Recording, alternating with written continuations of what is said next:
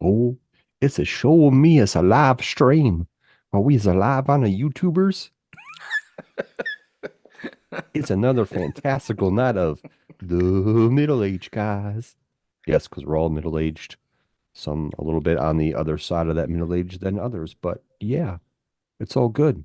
Welcome everyone. It's a beautiful Saturday evening, I I guess. was, It's balls you in know, North Carolina, but whatever. I was thinking of a new name for our show. Oh God, please do tell. The Well, Krabby Patties. no, I was thinking the stud and two duds,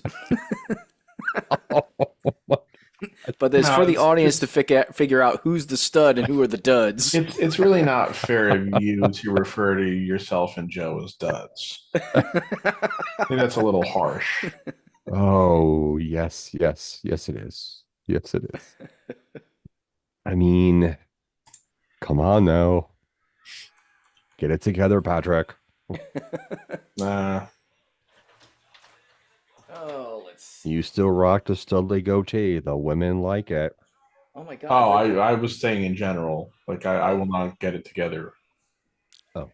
just so I have to mention one thing because we were all Yes. watching because decided to turn on Collision because I was like, you know what, I haven't No. watched I any have it on my AEW. screen right above me right now as I peek above. Yes. I Because don't care. So, we're not going to talk wrestling, but I had to notice one thing because one thing that was mentioned in the Who Killed WCW, um, are they doing the low light thing to hide the fact that their stadium is not full, like their venue is not packed? Yes. Yes, absolutely.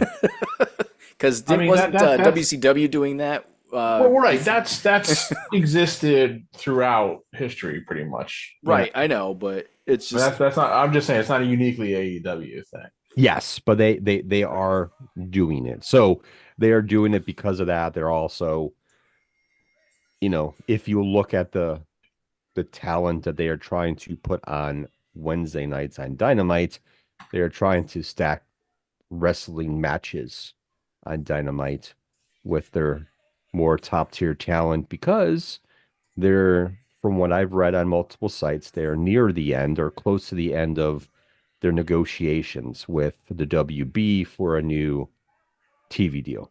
Put it right. that way. Now, So has that putting all these talents and these matches together randomly on stacked Wednesday nights help their ratings? From time to time, but overall Hasn't not been lately. not by much, if anything. No, Um, they've settled into like 690,000 over yeah. the last month or two. So it's like with what they're booking the next couple of weeks on Dynamite, let's see if it makes a difference. But I'm just like, maybe, but right. So I only mentioned, like I said, I only mentioned that because we had all seen we've all been watching, and I didn't catch the last one because I haven't been watching anything because I've been on vacation, so I haven't really been watching any TV or anything like that. Um, but I remember in the very first episode of Who Killed WCW, they were talking about the low lighting and stuff like that to hide the fact that they weren't selling out crowds and that they were, having trouble, even making money. And then, and that's pretty much when Eric Bischoff started with the company and then slowly but surely worked his way up into the position that he took, that he got into with the company and that and on the good graces of Ted Turner and everything like that. So it was just kind of like I said, it just kind of made me chuckle to see that AEW is doing that with some of their shows because of the fact that they're having the same kind of problems currently. So, Yeah, I mean, like, listen, we discussed it before. It's various reasons and issues why it's happening. yeah. So So, all right, let's talk about something else. yes, I mean, I mean, a segue off of AEW and the WB is that the WB is losing NBA basketball starting 2025-26 because there's no way on God's green earth do I see them matching the $78 billion deal that's on the table between Amazon, NBC, and ESPN, I think, ABC/ESPN. Um, so they're going to be Prime Video is going to be showing NBA games on guess what night? Thursday, just like football.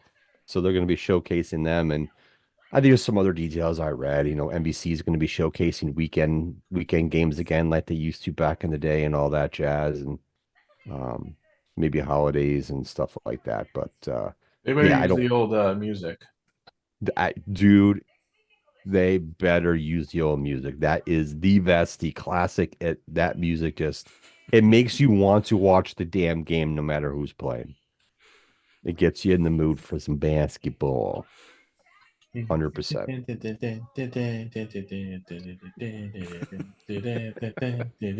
Oh, what a spectacular play. Like that's always like in my head when that comes on when he's saying that. So that's Yeah, it's like I hear that of the old NBA and NBC music, and then I start hearing, Marv Albert and Mike Fratello because they were the commentators when I yep. was really starting to watch heavy all those years ago. But yeah, WBD is still such a fucking shit show in so many goddamn ways that there is no chance in hell they will match that deal. No. And they haven't received the papers yet, the official papers, but once they do, I know they have 5 days to match that, and they're not matching it. Not even close. The only thing I think they can do is try to like not sneak in, but like try to maybe like counter offer me like, hey, we'll give you this if we can do these days, or try to throw themselves in there in some manner. But to be honest with you, I don't think they're going to.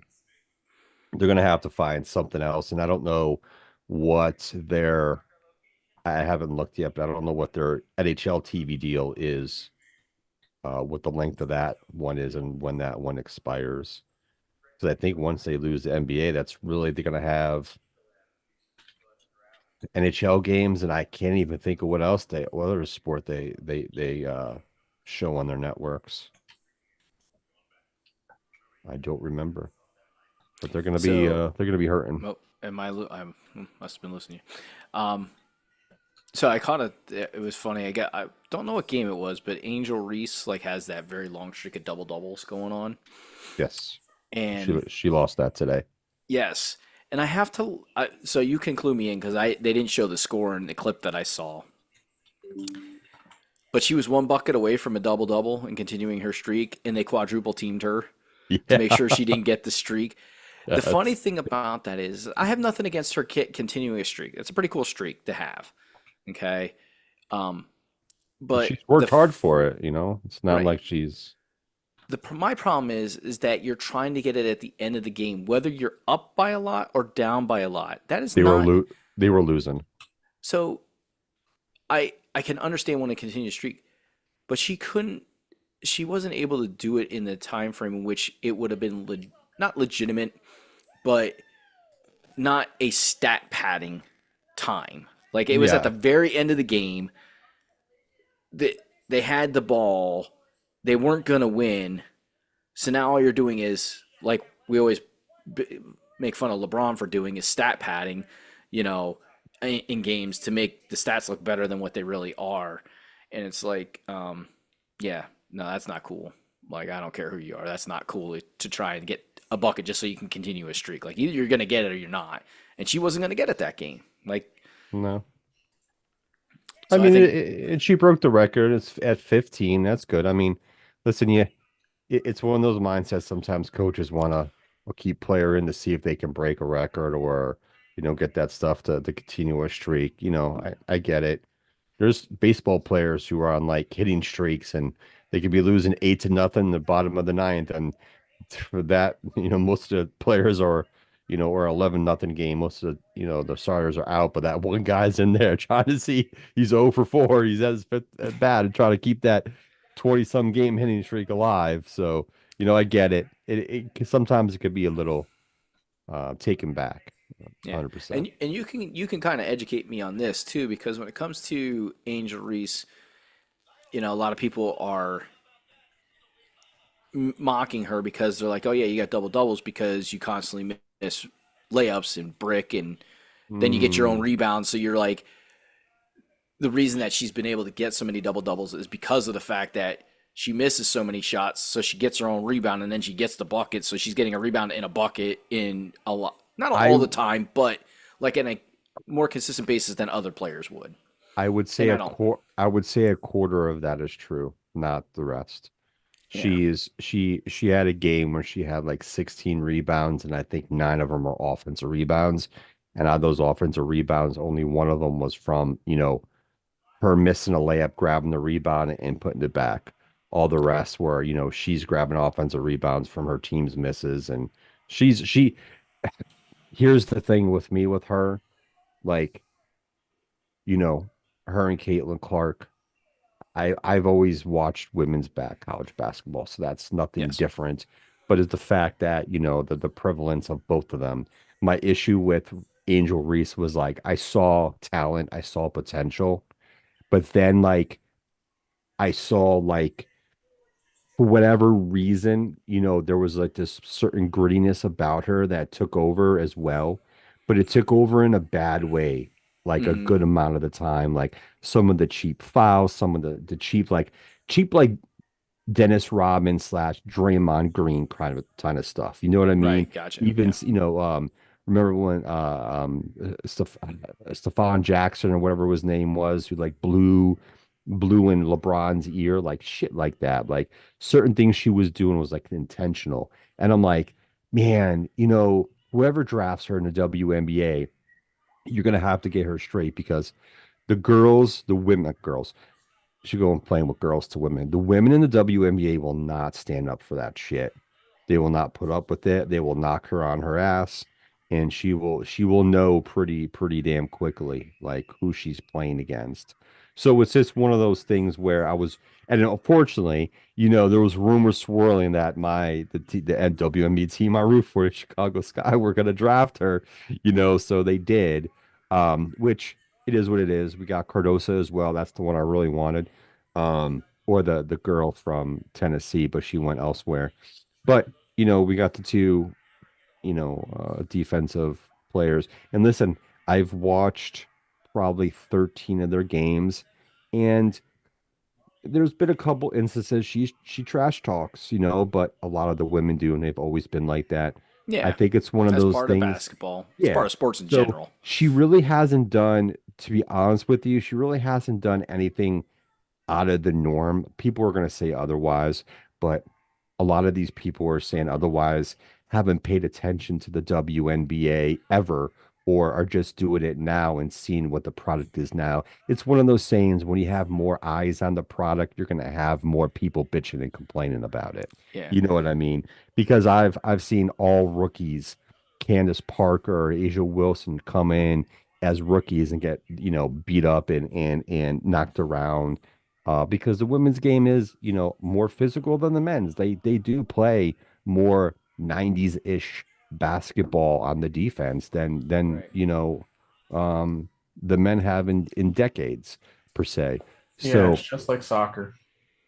yeah, I I have to find it funny that teams are face guarding Caitlin Clark. Like there are teams that are legit face guarding her. Like she doesn't even yeah. have the ball. She's not part of the play, and they're just like right up in her face. It kind It, of makes me laugh. and it's funny, like, she started off slow, and I'm like, oh, it's gonna take her time. I feel like there was too many people that thought she was like her first game, she was gonna like drop like 36, Yeah, that's hit not like hit realistic. like 7 for 12 from 3-point land and have like 9 assists. Like, listen, she struggled. She had a bunch of turnovers in the first 5, 6 games. I've been watching a lot of her games too. Just keeping track. You know, and it's fun. I just people are taking some of this shit way out of proportion, and unfortunately, a lot of the people that are doing it are the people who are just tuning into the WNBA this season. I mean, they're The throwing up record numbers, yeah, the one especially in thing the I All will Star voting. the one thing I will say though is this: Angel Reese, in my personal opinion, is not the most athletic basketball player I've ever seen. Like Not watching really. her take She has a layups, she has a watching her run down the court, she looks at times awkward. like It, Dennis Rodman. yeah, like when she runs like hunched over, and like leaning forward. Like she just doesn't have a very natural like run down the court and get down the Yeah. court kind of like It's kind of awkward looking, but and then like I've seen her throw up layups. She's like this, and it's like what, like Yeah. like It, almost it, like a it- two-handed layup. Like what do you like? What is yeah, that? it's definitely some of the stuff she does look a little unorthodox, a little awkward. She has a motor. She's a hard worker. I mean, I saw it in college, so it's not nothing she's not doing anything in the pros that she hasn't done in college. Oh, just put yourself on the camera. It's okay. We just saw you now anyway. Give daddy a hug. Tell him you love him. Tell him you want pancakes for breakfast tomorrow. That's what you. That's funny. I gave her a raspberry. She deserved it. Oh, good job. That was always the best. Screw or mess around with the kids by doing that. Yeah. Always You're fun. becoming the perfect little teenager. I'm not going to talk about that. I'm just saying because my niece is 3 weeks shy of turning 13 and she's already there. It's it it it could be a bit. Listen, Nico's 15, and like right now, there's days where I want to be like, "Where's your common sense? Where did it go? Can you bring it back? Um, did you leave it? Is it still sleeping? Tell your common sense to wake back up because you make no sense right now." No, dude, he never had it because nobody ever has it. Right? So, I mean, So I'll just say this. I now understand how I was as a teenager. I didn't always know how to say things without being cruel about it. So that's probably why I didn't have as many friends as I probably thought I should have had, or why maybe people didn't like me as much as I thought they should have liked me. yeah, friends are Um, overrated. but yeah, because she, so just a story from our vacation. So there was a young boy, and I'll say boy because he was a boy, uh, who was doing Anybody under 30 is a boy. Okay, we're good. this kid was like 15, and he was the Boy. busboy. So he was coming around at our table to clear the plates and stuff like that. As he saw that we were finishing up our meal, and of course, as we left, my daughter's like, "Oh, he was hot." I'm like, "Okay." And then she made the mention about something else and another boy being hot like later on in the week. I was like, and I was simply going to say I should show my daughter a picture of some of the kids that I went to school and I'd love to see what she thinks about like that like us at the same age. Ooh. Like, and she goes, before I could even finish saying what I was saying, she goes, "Dad, you'd have been ugly." I'm like, wow. I just kind of was like, my wife jumped in and she said, she was just like, that was really uncalled for and that was really mean. And my daughter's like, "What? I was just kidding." She's like, "I don't think you realize how mean you are sometimes." And knows that's the kind of shit that comes out of her mouth that I know when I was that age used to come out of my freaking mouth because I was a dumbass and didn't know how to talk to people and didn't think about how hurtful things were before they came out of my mouth. So I'm like, if this is Nico what my would've- parents dealt with. Fantastic. Can't wait for it. Let's keep coming. if Nico would have said that to me, I'm like, well, I guess when you get older, you're going to be ugly too. Well, and that's the Sorry. thing. Sucks to be you. My daughter is the female version of me. She's always told, "Oh, you look so much like your dad." And she's like, "Oh, thanks. I appreciate that. So I look like a guy." Like, no, you look like a female, but you have very similar facial characteristics as your dad. You Damn are kids. blessed. You're lucky. Thank you. You're going to age very well. Well, Nico will never have to worry about losing his hair because he's stuck with that bush that he has on top of his head for the rest of his life too. So yeah, kids, yeah, listen, Nico has his sarcasm like his mother. So I have a double whammy. I think that's, God's way of, Mhm. making my life miserable from times dealing with two highly sarcastic people in the same household. And they like to pick on me a lot, double team me, all that stuff. Yeah, they think it's hilarious. One day, I'll get them both back. We'll see. Like I can't do anything to you, but you, I can crush you. I love you too much, and you're my kid. uh, it's funny. Yeah, yeah. Uh, he's being Nico's like being like this weird typical boy. Like, did you do this? No, I forgot. I'm gonna do it. 2 hours later, did you do it? No, I'm gonna do it. I'm like, I'm gonna smack you upside your head. That's what I'm gonna do. Yeah, I'm thankful though because I mean is as a as mean as my kids can be to each other or sometimes to us and just the things that they say, not that they do anything, physically mean. They just, like I said, my daughter just doesn't know how to talk yet to people, and she'll learn that. Um, She looks I'm like I'm she's gonna be glad. taller than all of you guys too. She is 5'4", so she's outgrown her mom and she's taller than her sister, but I think she's about done. I don't think she's gonna get any Okay. taller. 'Cause she's like, I'm like, damn, she's taller than your older daughter. She's like, I was like, Yeah, oh, she might be like get some tall genes from somewhere, and it sprout up yeah, to like 5'7" or something. yeah. So yeah, she might grow a little bit. It's funny when I look at her and I have the, I'm like, oh, I can still see over her head, like because 5'4" is about here on me, just under my eyes, so I can just see over her head still, with my all 5'8" of me, you know. Yeah, Nico is probably about your height right now. hmm Oh yeah. Yeah, I measured him. He's about 5'8" now. He grew like a whole inch in about a month. I think he's going through like a small growing spurt right now. So hmm we'll see what he is by how tall he is by the end of the year. But yeah, yeah, it's interesting. So Pat, this is the one time I'll say that being single is not a bad thing. Yeah, no, I've my sister. I mean, I love my nieces and nephews to death, but I mean, There's always a but. seeing and maybe like having like a family of four children or a family with four children when three of them are within a year and a half of each other in age is Little not the best hellions. example. But seeing that when I go to that house sometimes and everything, it's just like I would go fucking nuts.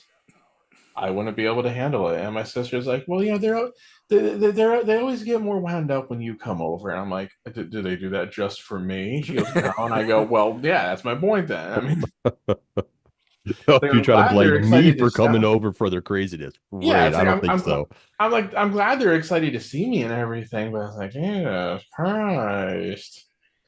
It's like, Felicity will start fighting with Gavin, or Gavin will start fighting with Wesley, or, so it's just like, oh boy, come on. She's trying to use you as a scapegoat. How rude of Well, your sister. well, yeah. So our Yeah. car ride home today was interesting because Uh-oh. anytime in a car, if you have siblings, you ride in a car, somebody's gonna annoy somebody. You're just too Yep, close quarters, absolutely. and we completely expect it, but we should be able to do maybe once, maybe twice. Leave each other alone, look out the window, and be quiet. Because If I'm I not. I'm have to pull this vehicle over, so help me God. because I'm one of those dads. My kids have electronics, like my daughter has her phone, my son has his Fire tablet. But I'm one of those dads. I don't want your electronics in the car. I'm not a big fan of it because I've had too many instances where I don't feel good. Like all of a sudden, that from watching and a car ride, all of a sudden somebody doesn't feel great, and Oh, I'm yeah, like, yeah, yeah. I don't want to deal with that. So I'm just like, Yeah, no, car sickness, motion sickness because yeah, of yeah, I yeah, can't read in cars when they're no, neither driving. can I. But so that resorts to them having to figure out things to do in the car that can be fun for both of them. Well, it's usually my daughter that starts the thing, and my son's cool with doing it. And then all of a sudden, my daughter takes it too far, and then he retaliates with something, and she's like, "Ew, why would you do that?" And it makes it sound like it's all his fault, and he's so gross, and blah blah blah. And it's like, I know because I hear everything that's going on. We're in a very small space.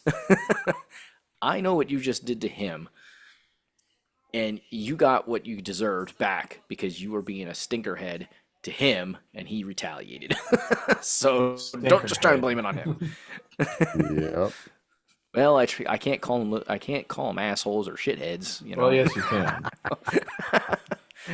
Uh, I beg to differ on that one. Well, I will not. But yeah, it's just like she thinks she's always he always gets away with everything. No, you instigate it, and then you cause him to do something that you think he should get in trouble for when it's both of you causing the problem because you instigated him into doing something. And yes, he's going to get in trouble, but you're going to get in trouble too. always. Because we used They to don't do that get it. shit to my younger brother. We'd always instigate against him.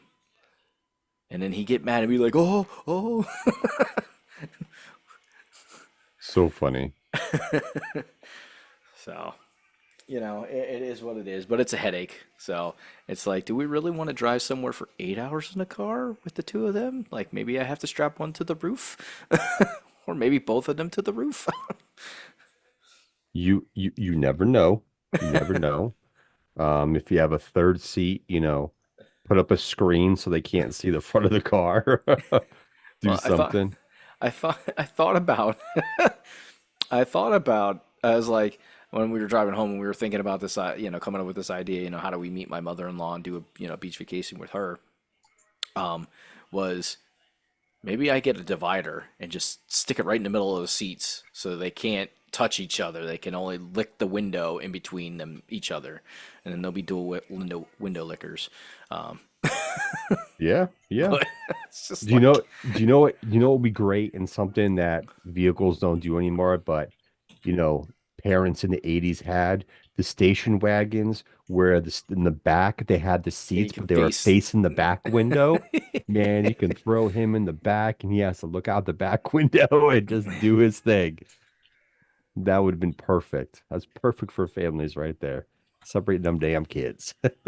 And we had a minivan for several years, so 3 levels, if you will. That didn't really always help. They were still always like, depending upon where we were sitting, it would be like, he's doing this, she's doing that, so. Yep, yep.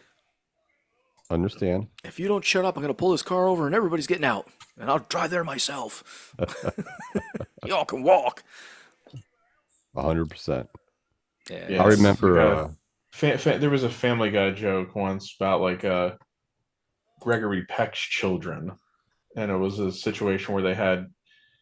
I don't know if you guys know who Gregory Peck was. He was an actor in the golden age of Hollywood. He played Atticus Finch in To Kill a Mockingbird, most famously. Oh, okay, Um, okay. He had a voice that was kind of like this. So Family Guy did this Wow. joke where it was like, so it was a cutaway joke about like Gregory Peck's children arguing, and it's like Gregory Peck driving a station wagon where 3 other Gregory Pecks are like in the back seat, and they're like, and it's like, it's crowded back here. You're touching me. Your legs touching mine, and just like going back and forth. And adult Gregory Peck's in the things like, hey, quiet down, or I'm pulling over. It's That's hilarious. like that's what road trips were when I was a kid. So Hey, understandable. 100%. this way, you mentioned not being able to read in the car. I could, and then I couldn't. Like as I got older, like I started getting like nauseous and queasy if I tried to like read in a car. Yeah, I never was able to. I've always been like that. When I fly, if I'm on a train, driving a car, I don't have to. Even if I'm a passenger, I don't have to, as long as I'm not reading. But on a plane and a train, I have to take Dramamine because otherwise I start getting like nauseated, hot flashes, and all that stuff. I'm like, ooh. So yeah, it sucks, but it is what it is. Did you say you get hot flashes? Yes. Are you going through menopause suddenly on a plane No. ride? Every time I get nauseated like that, it's like I get like a cold sweat. Like I start sweating and like I'm sweating, I'm cold, but yeah, I feel like my inside, my body's like fucking like hot flashes, like I'm, getting like burning up inside. It's weird when I get nauseated like that, but yeah. Yeah, not so much fun. Yeah, I used to be able to read on a plane. Like that didn't bother me, but the last time I went on a plane ride, I tried to read and I was like, That's not going so well. Let me movie. Yeah, watching the movies is totally fine, totally cool with that. No issues in that aspect. But A yeah, lot of times I reading, just listen to music. I pop my headphones in and I'm just close my eyes and just listen to music for 2 hours. yeah, yeah, done that as well. Done as well. So yeah, fun times in car rides, and that ride's short. It's only 3.5 hours. Yeah, that's true. So, but Very yeah, true. The like I last said, time I can remember being a passenger on a car ride that was longer than say 2 hours was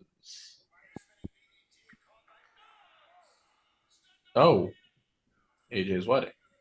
hmm, okay, yeah, Yeah, yeah, because you rode. Who'd you ride out with? I forget. Mr. Sean. Sakamoto. Yes, Mr. Sakamoto. Yeah, and then Son. the other time other than that recently I can remember is the time that Joe, AJ, and I went up to Florida Syracuse. State Syracuse game. That was fuck. How long ago was that now? Got that 2011, 12, Yeah, I was gonna say it's been a decade now, hasn't it? 14, 13. I don't remember. Yeah, I really don't either. That actually popped up on my Facebook feed last year during the football season, but I can't remember the date of it. Yeah, that was definitely that was a drive. That was like a 4 hour drive, 4.5 hour drive, Yeah, Florida Syracuse is pretty State far up there. at 5 hour drive. I'm Syracuse. trying to remember. I of course have to look this up now because otherwise It's gonna eat at him it's just going to annoy like me. a tapeworm. One of the things I've always wanted to do is kind of like I guess you want to put on my bucket list or whatever. One of the things I've always wanted to do is I've never been to spring training. I've always wanted to experience and go to spring training. Yep, you were saying that. I remember. Yeah, it's definitely something I would like to do in the next upcoming years. Sure. Oh, speaking of baseball, Uh, my son, down on where we were vacationing, they have a sports collectible store, Ah, which was pretty cool because you just don't see those anymore like you used to. there's some around here, but not very many. And the I first guess it was thing that 2014. I'm sorry. Oh, so 20. Okay. 2014, Yeah, so 10 years. It was a decade ago. I actually thought it was longer ago than that. So The first thing I'll say is it smelled like hell in there. It's just terrible smell. It smelled like BO and wet dog. It's like this is Oof. disgusting in here. That's a scent you want to have people smell when they try to, look at cards. It's just like, get good the lord. fuck out of there. I mean, they were next to a dog grooming place, so the smell might be leaking through the wall into their Ooh, place. that's some bad venting right there. So, Ventilation problem. and there was no air conditioning, which did not help it at all. It was hot as hell in that place, and it was Double whammy. old. This might sound mean, but they were old fat guys, so I'm sure there was a lot of sweat going on in there, and not a whole lot of deodorant. Probably. But You got the anyways, Axe body spray.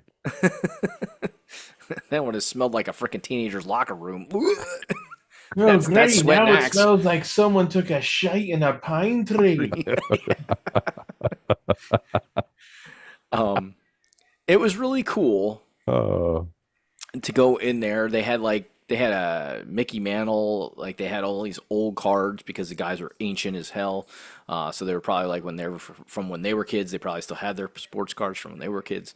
So it was really cool. A lot of different collectibles and stuff like that. Signed jerseys. I don't know if they were real jerseys or if they were replicas. Like you couldn't tell. They look kind of like the Larry Bird signed jersey that they had. I was like, I don't know if that's a real jersey. That might be a replica, high end replica, but not a game jersey.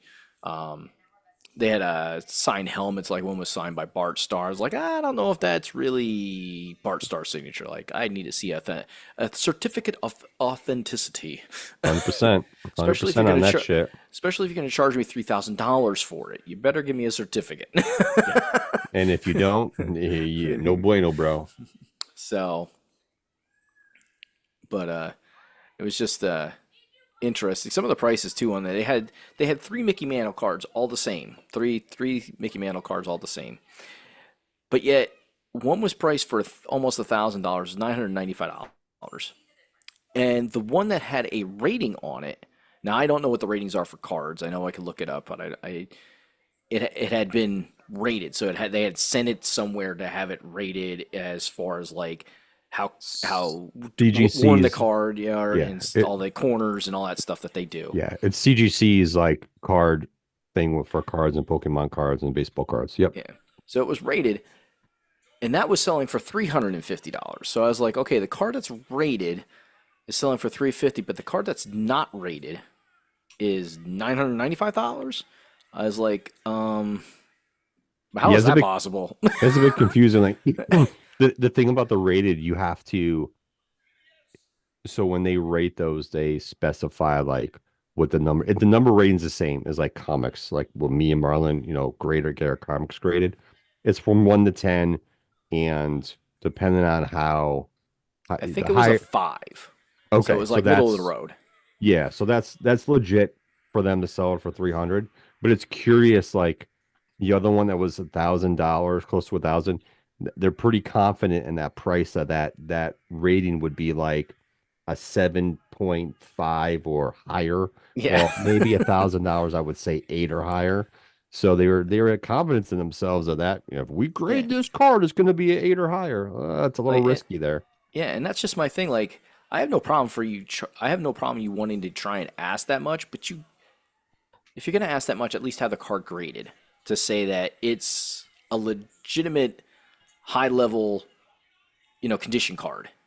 Like that's Yeah. my thing. So it was interesting.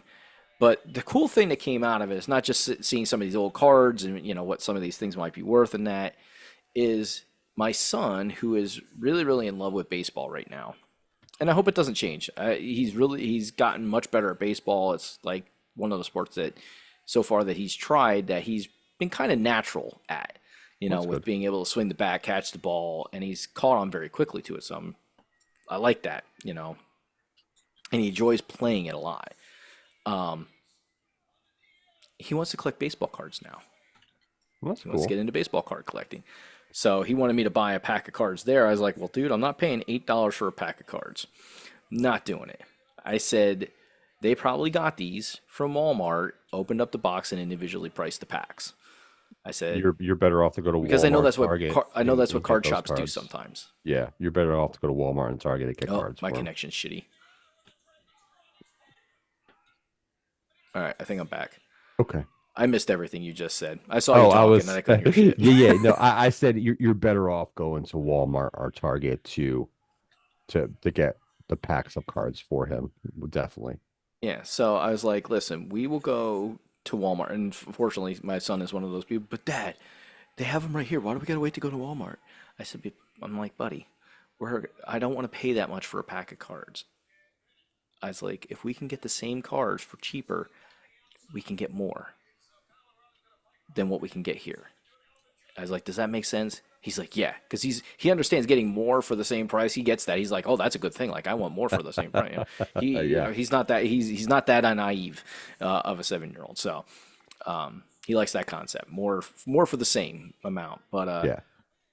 But it's sad. Like these card dealers, like I can't say I've personally seen it, but I've seen enough instances on social media where guys try to go into Walmarts and stuff like that, and people that work there put this aside for these dealers to pick up all the entire stock on a day that they restock, Yeah. and then they go open them up and double the price on them and then resell them for double the price instead of having their own, getting a vendor dealer deal with the car company and having X amount of boxes dropped off every so often.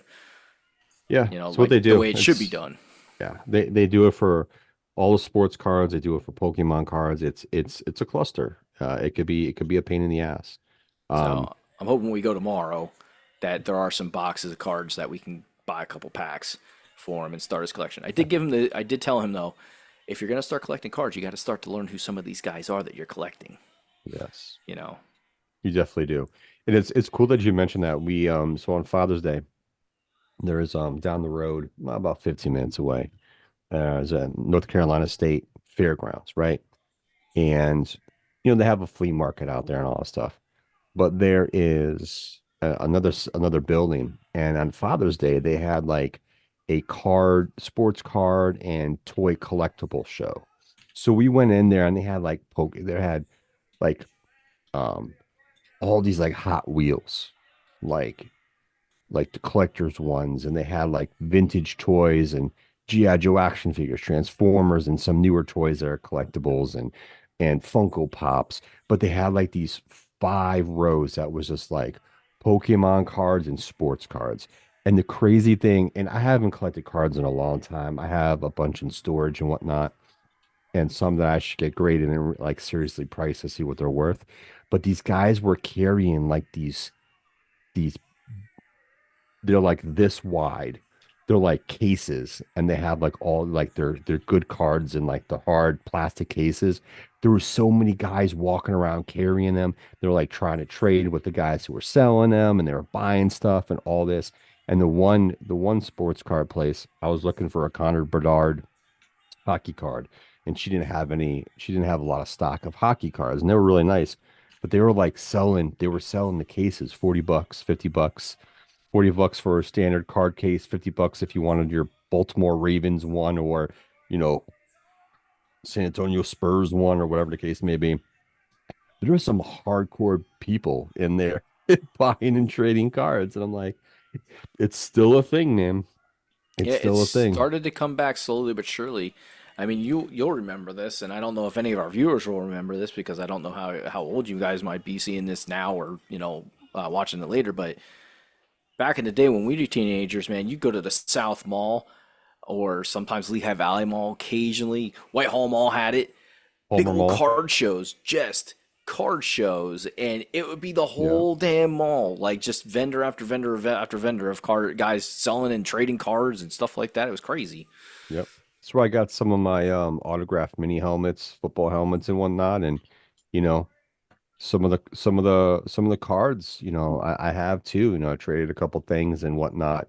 But yeah, that's back in the day. That was fun stuff. You know what I mean? Hmm.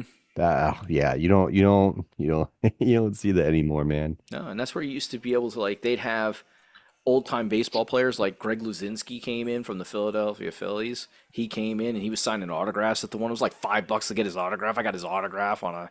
Now he's not like I don't think is he a Hall of Famer. I don't think Greg Luzinski was a Hall of Famer, but I mean, still, if you're a Philadelphia Phillies fan, that's a pretty cool thing to go and get an autograph from an old time Philly. I mean, shit, Yeah, like just depending on the 100%. one that you went to. Some had higher profile people, some had not so high profile people, but it was just something really cool, and it's nice to see that they're coming back in a little bit of a fashion. Not as big as they used to be, but a little bit here and there.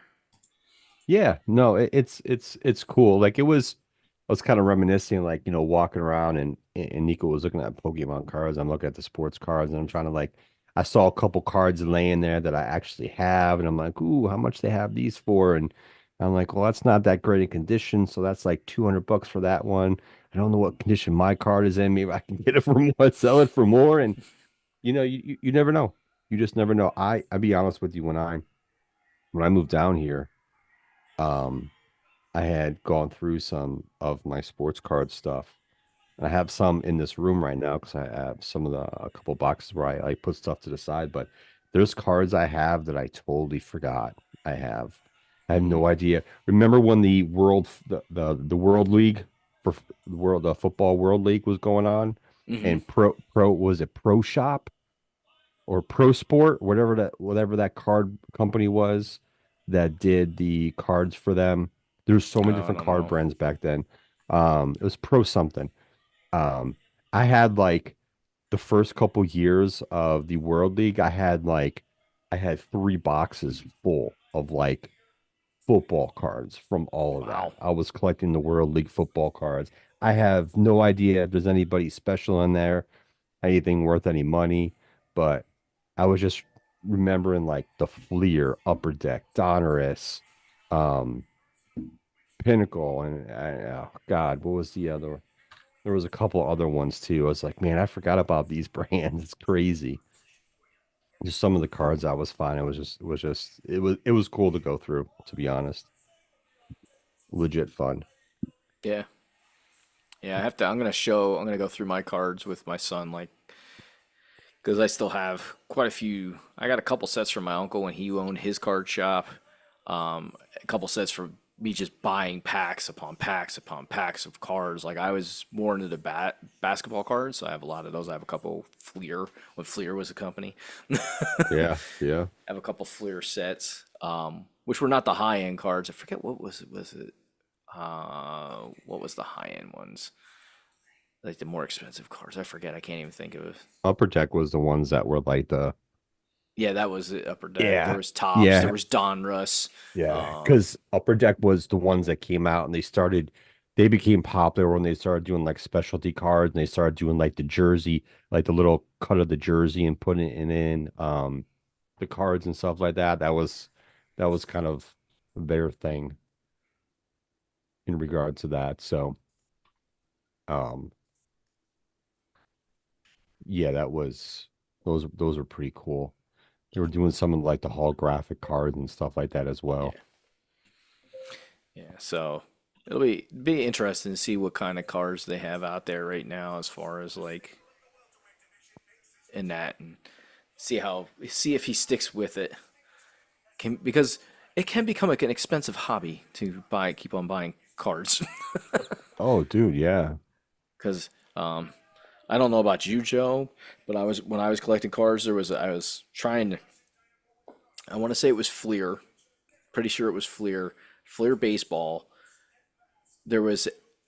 I don't remember what year. I'd have to look at my collection, but I was trying to get all the Phillies players because I really liked that Phillies team. And there was a local store near us that was run by quite a quite a group of older people, so they weren't always paying attention very well. And we go in there every once in a while and be like, stuff, do this, and walk out with like 6, 7 packs of baseball cards. How Joe's dare shaking his head. you? He's like, I never did that. No, never stole a pack of baseball cards.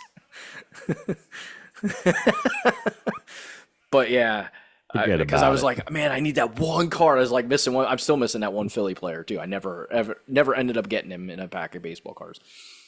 But yeah, so it I happens spent when you have no money and your parents don't give you money for baseball cards.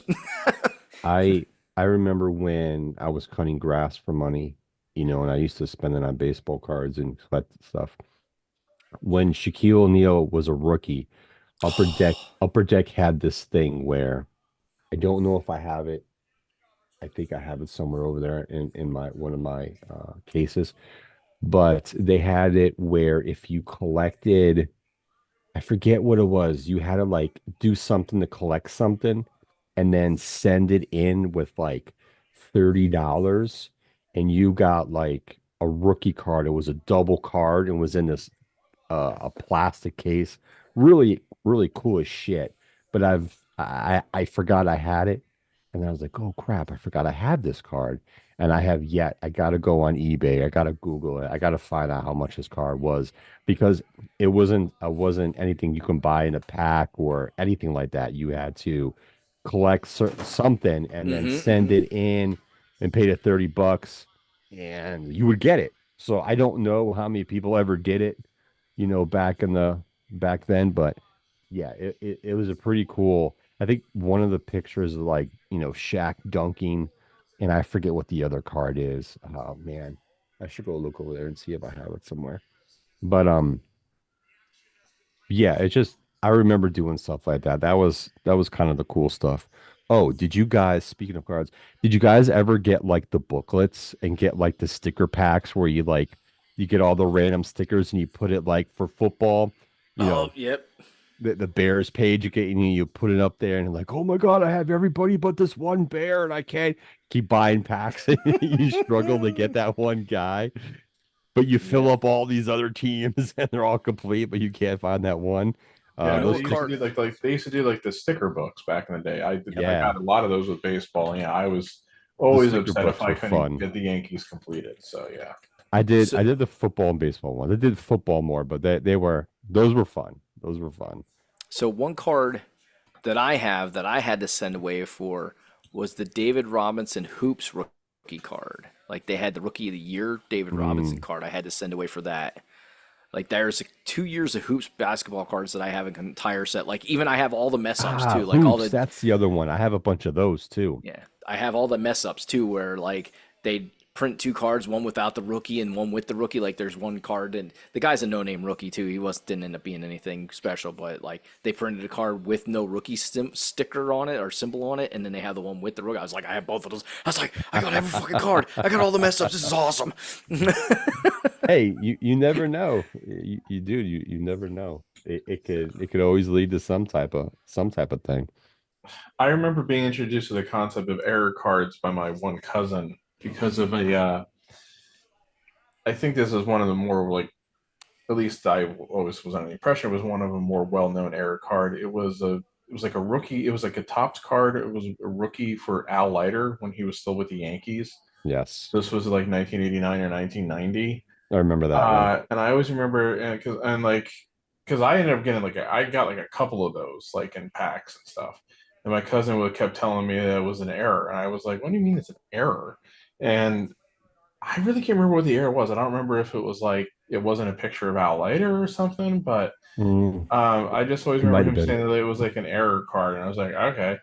And then I think that might have been one where like the error got to be so predominant that getting the right one was more valuable. Yeah. They mass produced it, and by the time they caught it, they're like, "Oh, well, we got 10,000 of that card out here. Let's put the real one out." And there's only like 4,000 of those. Yeah. Yeah. Yeah. 100%. I think that one football card was called Pro Shop because I remember when that line came out, they used to do like a lot of different variation cards for the NFL rookies coming out. And that was at the time where Rocket Ishmael was huge and I wanted his rookie card. And I remember like I think I bought like 4 packs after I cut grass. I drove down Carter Road, went down to Goosey Gander at the end there, and there was a card shop over there, down there for probably till I was like maybe a junior in high school.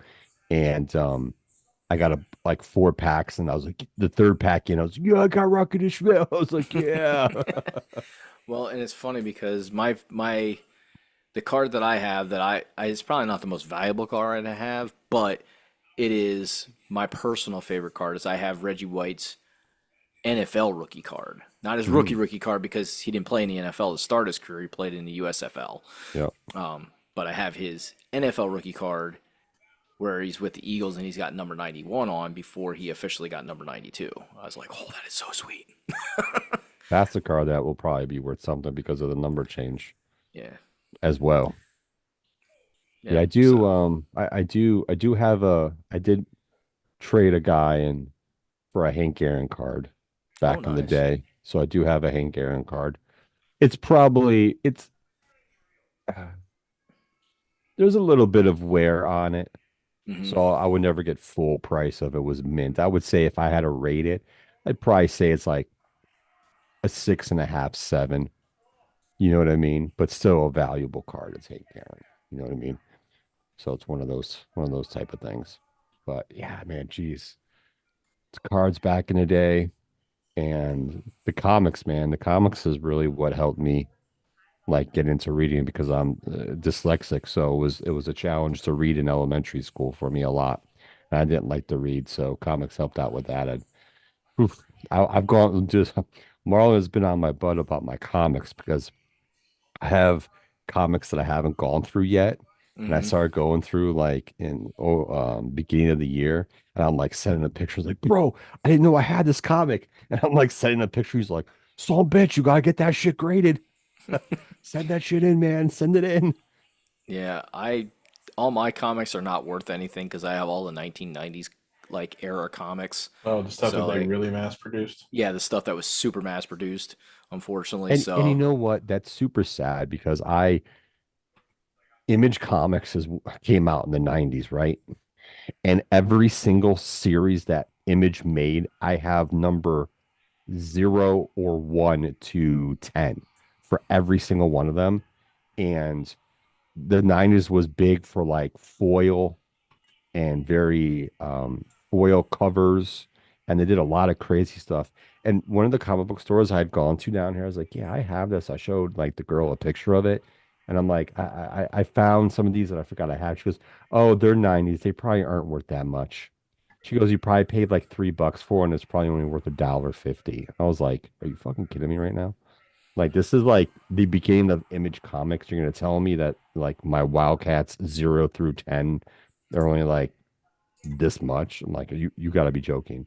So I went online, and she wasn't totally off, but she definitely was off on a couple of some of the 90s comics, because some of them were definitely worth more than what she was legitimately saying. Yeah, there are some that are going to be maybe because of the illustrator that did it or the author of that Yeah. particular comic. Like certain people make the comic worth more because they did limited, writing or graphics, I coloring and and stuff like that for that industry.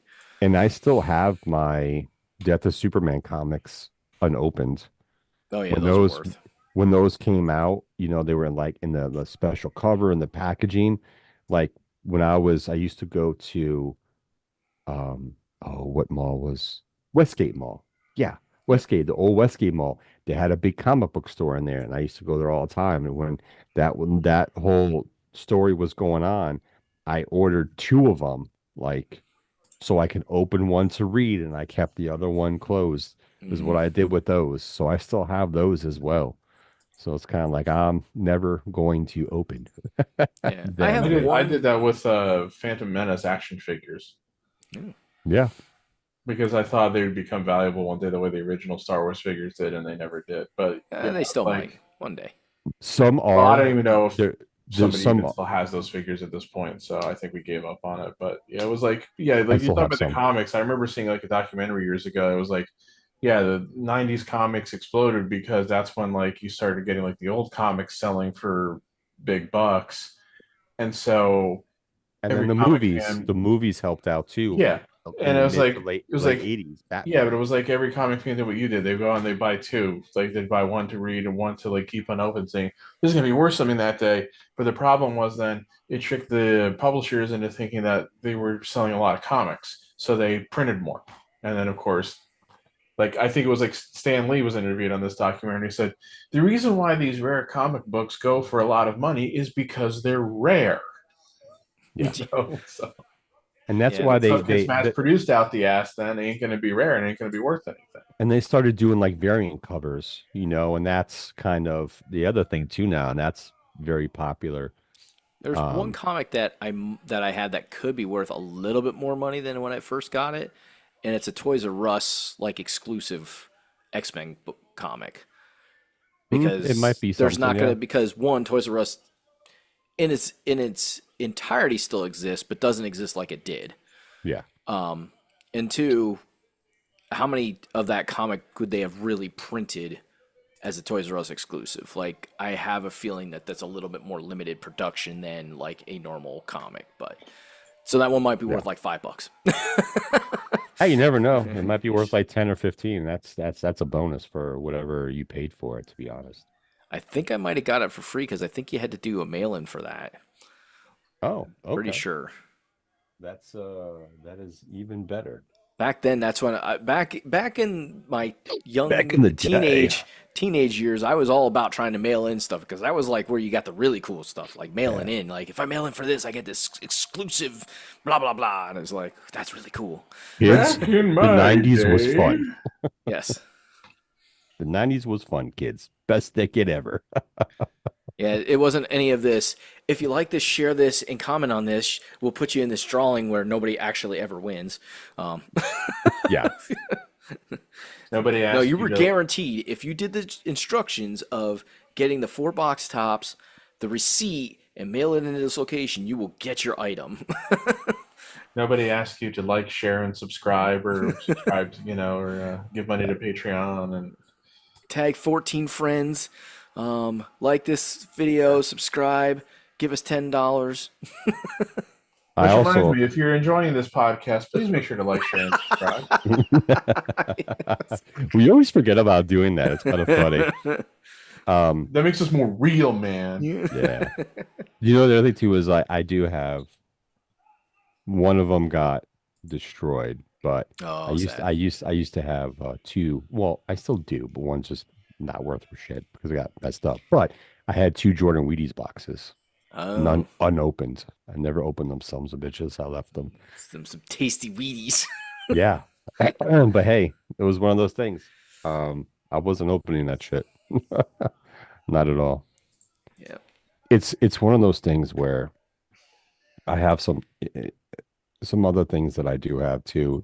Um, God rest my soul, my uncle's soul. But when in the '90s, my uncle used to video record on VHS tapes all the Bulls games on WGN, and every month he would send me a box of VHS tapes so I can watch the games. Because the only games, in Pennsylvania were like, if they're on national television and whatnot. So I have 3 years worth of Bulls games, regular season, playoffs, championships that he sent me that he recorded on VHS and sent them to me. And when they won Nice. the titles, he would send me like the Sun Times, the Chicago Tribune. He would send me the newspapers. So I still have the newspapers as well. I kept all of those. So So I have USC on right now. The one that's always on like what is this on? ESPN, ESPN Live. Um, okay. and it's Al Hassan against Brundage. I have no idea who either of these guys are, but yeah, he had him in a position to be able to pound on him from behind. Hmm. Yeah, instead of pounding on him, he came down with the elbow and he tried to make it look like he was hitting him with the back of his arm, and he clearly elbowed him in the back of the head twice. And they stopped the fight. They're like, this dude's like, he shouldn't even fight anymore. He's messed up. Like he got two elbows to the back of the head. Like Yeah, this those are fight's over. illegal. That guy should be got disqualified. You're done. Like shouldn't Yeah, even be a question. illegal hits there. Deduct points or DQ the guy at this point. That's Yeah, and pretty there's fucked not all up. and UFC is pretty lenient with like certain things they do, but there is no elbows to the back of the head. Absolutely none. Now, how could the ref call that? It was a perfectly clean kick to the face mask. Um, they don't no low blowing. You Oh can't hit yeah, anybody in the balls. yeah. Of course, yeah. No, And if you're a woman, you can't hit them in that area either. But poking in the uh, eyes, no eye illegal. pokes. Not There's certain things 1994 that are definitely anymore. off limits because you could severely injure somebody. Um, Yeah, when Dana White took over that, like there was a lot of stuff like pre Dana White where if you watch, you can see some of the cheap shots and the shit they were doing. It was like more of a free for all. Dana White understood that, that shit, a lot of that shit had to go if he wanted to make it what it is today. because you can Um, hit somebody with an elbow, but it's got to be in the face, can't it? Like it's yep. got to be Oh, in yeah, the head. you can drop elbows all you want. Has Yeah, to it be in the just can't be front, the not the back of back. the head. Like, but are you allowed? I don't think you're allowed to hammer fist on the back of the head either, are you? No. No, there's no contact at the back of the head, if I remember. If that's how it is. It's got to be to Yeah. the side and everything, side and fronts. Yep. No, nothing, no contact. Yeah, that guy was nowhere even close to like hitting the side of that guy's head. It wasn't even close. Yeah, some of those guys are special. Let's just say that. Yeah, Dana White, he's done so many good things to regulate UFC, to make it as safe as it possibly can be being a combat sport. Then he comes up with fucking power slap. Yeah, the power slap thing, I tried watching that, but I can't It's get so into the power terrible. slap. Like I give these guys credit. They're willing to essentially make themselves half brain dead by getting slapped in the face like that. Well, And some of these guys legit like have handprints on their face and it's welting up and bleeding like a boxer would bleed from getting punched in the face. I'm like, how does that show that you're manly enough? That you're manly? That to me, like, and no offense to, this is no offense to you. You do this as for a profession. Congrats to you. I sure the hell am not standing there and letting somebody slap me in the face. But I sure the hell don't think it makes you look manly by getting slapped in the face either. Like, it's one of those things like this was very popular overseas, and Dana White saw it and was like, you know what? Let's bring it to the US and let's let's make this a sport. Let's regulate it and make it a sport because it was very popular in Europe and other Middle Eastern and countries and whatnot. And yeah, that's what he did. He hopped on that one. I don't know how well it's doing. I don't. I mean, it's still going on, so it has to be generating something. But yeah, I can't get into that, man. Yeah, that's like watching two females having a hair pulling contest. Hair pulling battle. I don't know. I can't. Hey, kudos to them because I don't want to be slapped in the face like that either. Because you can legit knock somebody out, but that's not something I want to do. I mean, I remember watching parts of like maybe one or two episodes because didn't it come on like right after Dynamite for Yeah, a little while? Yeah. yeah, yeah, And yeah. I just remember watching it and going, wow, you can literally see the brain damage happening there. Oh, NXT. It came on after NXT, Yeah, whichever. the other show. But yes, I'm all about. I think boxing is a great sport. I think UFC is a great sport, but in those sports, you at least can defend yourself. Here, you're yeah. standing like slap fighting. You're literally standing there undefended. You're, Like you're here you literally go, just slap me right across the head.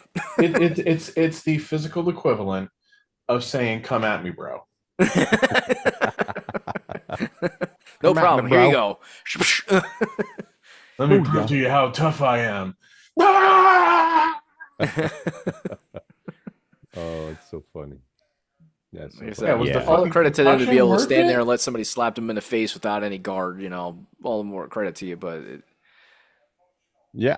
Hey, each is to their own. I mean, yeah, I've just always said it takes a special kind of person to be willing to do something like that, and I do mean special.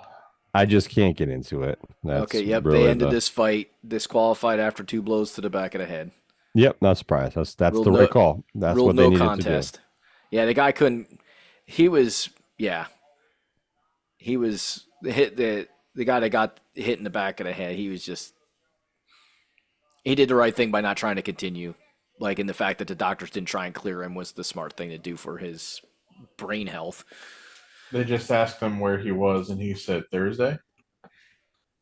Yeah, we had speaking of concussions, we had a kid that we were a little concerned about um, that took a pretty good hit during our camp for the varsity camp that we went to, and he was like, if he gets one more concussion, like he can't play basketball anymore. Like he'll be not allowed to play because he's had too many. Yeah, yeah, that He's one of just those. sucks. He's one of those kids that he puts his body on the line, even sometimes when doesn't necessarily need to. Like he could like pull back a little bit and keep himself from getting injured.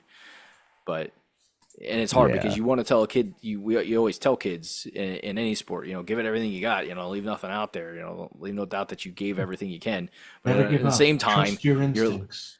but at the same time you're like, okay, maybe you don't need to dive into the bleachers, you know. Yeah, and it's challenging because like kids are so used to that. So it's kind of the way they play, and it's hard to get them to stop playing like that. Well, it's yeah, it's also kind of like um damn it, sorry, it slipped my mind. Oh yeah. It's also pretty much like um this is just a random collision taping. You don't need to do all of that. Yeah. Yeah. You don't need to go balls to the wall every match. But it's fun. I gotta get my 100%. shit in. No, you don't. Yeah, and that's just trying to boost ratings. Whatever, that's what it is. It's not even trying to boost ratings. It's Just I gotta trying get to my give shit you in. a It's the only way. wrestling. It's the only way I'm gonna get noticed.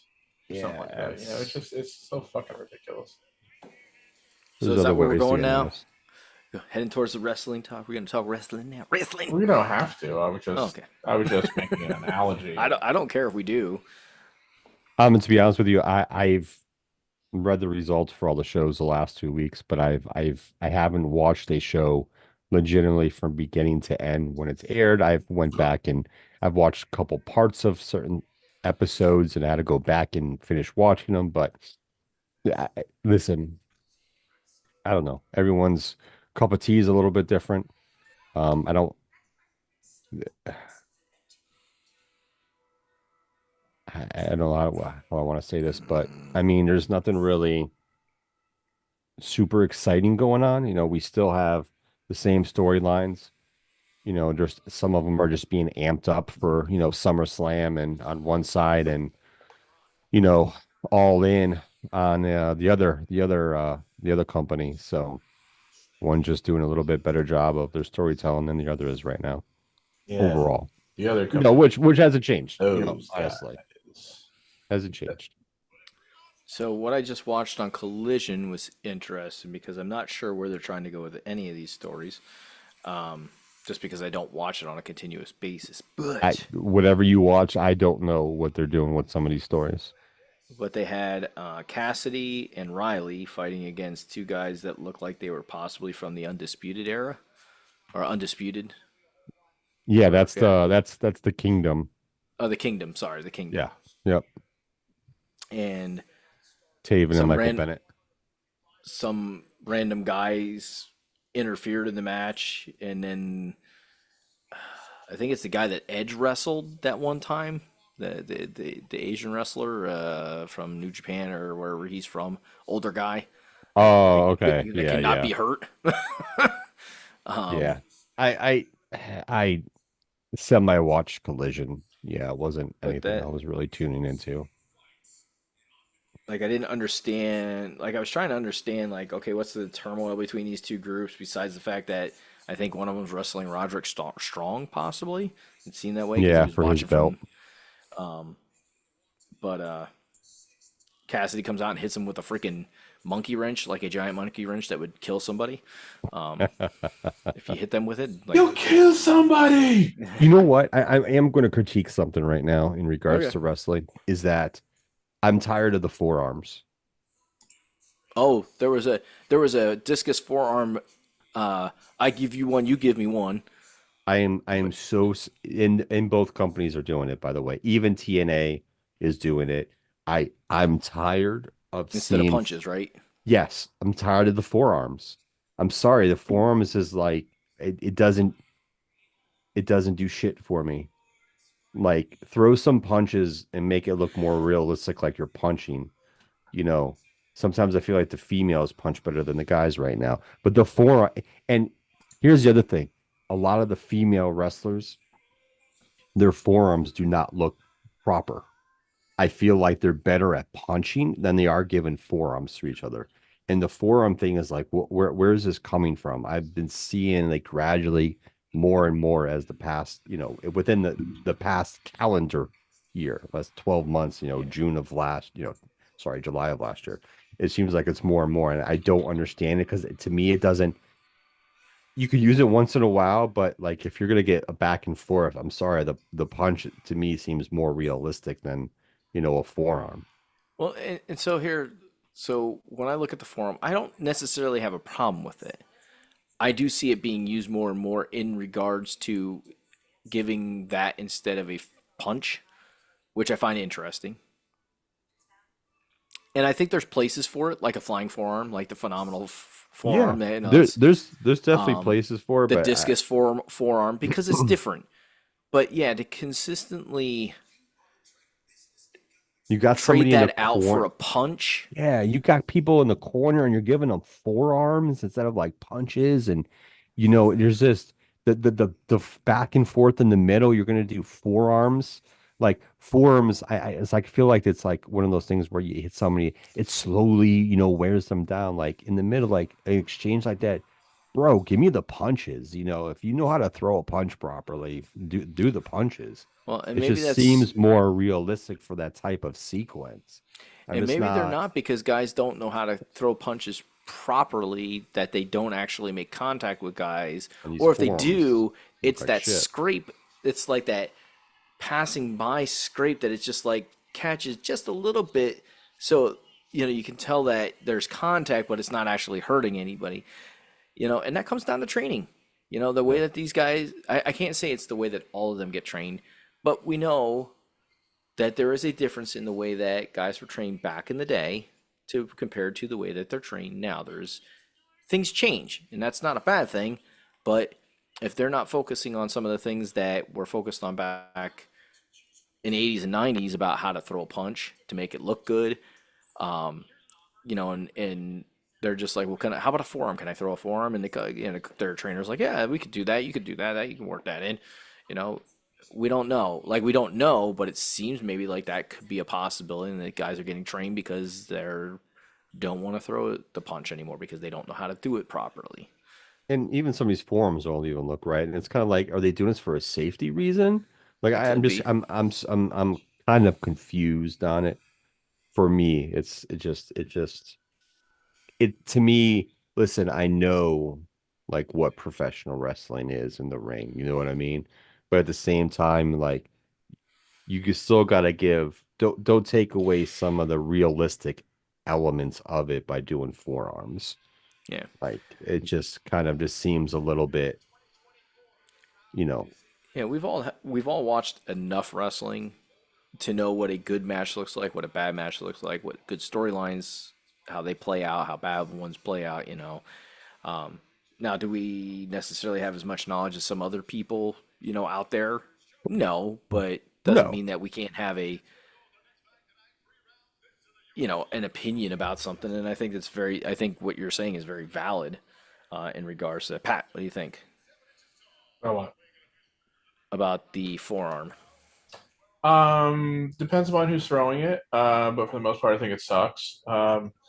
I mean, I still will not forget the one match. I unfortunately don't remember when exactly it was or who it was against, but it's fucking Wheeler Yuta doing that like repeated forearm when he's got the guy down like on the mat and he's just going like like over and over again, and it just looked fucking faker than shit. Yeah. So I don't think most of these guys, yeah. You said something a minute ago that definitely I think is true. They don't know how to throw a good working punch. Nobody does. It's like they're either afraid to or they just don't know how to. You know, it could be both. But yeah, most of the forearms look weak. I mean, that's a problem with a lot of modern wrestling. And yes, it does not matter what company we're talking about here. It's either one. Well, not either one. It's any company. Um, Most of them, yeah. yeah, it's just this is the shit that they do now. You know, this is it. You know, Yeah, it's they're the they're more glitz and they're more glamour, not concerned the. they're more concerned with doing the cooperative gymnastics, you know, and shit like that. That they don't make it look like an actual fight, and that could segue into something that I sent you guys a few days ago. If you want to, it's not something we have to talk about, but No, we should. We absolutely should because it is hilarious. Go for it. Absolutely. Go ahead there, Darth Pat. It's all you. all Segue. right. So there was a match at the last NXT show between two of the female wrestlers, and I am sorry I don't know their names because I don't watch NXT. But Meltzer and Alvarez were reviewing it, and apparently they said that it was still good, or they gave it a good rating, or they said that women have a lot of potential, or something like this. But before they did that, they were spending a few minutes talking about how it wasn't a wrestling match; it was cooperative gymnastics, and this, that, and the other thing. And I just went, Coming from those two jabronis, that's fucking hilarious. I mean, that's what the most common criticisms of AEW's in-ring work is that it's called, especially if you get involving certain people like the Bucks. Sorry, they're the prototypical example of this. They're not the only ones to do it, but they're the best example of it.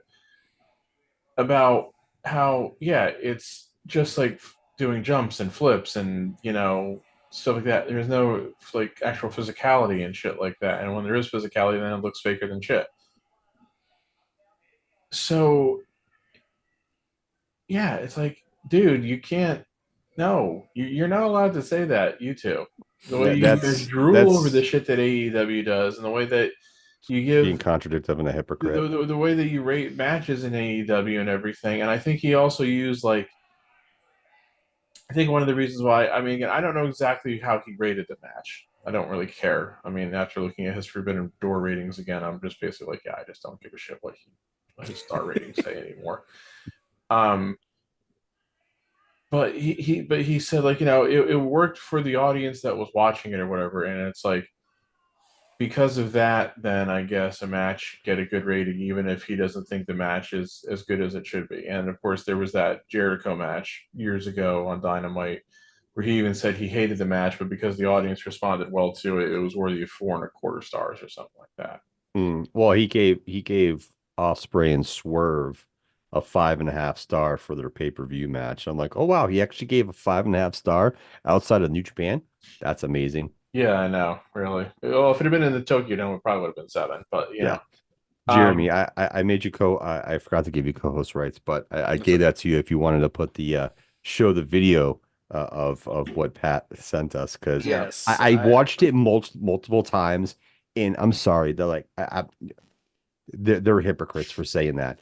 And it's funny because like the sequence is the same sequence as the other two guys, and it's a sequence a lot of people use because it's a fast pacing sequence and it done properly. It looks well and it can be done right as well.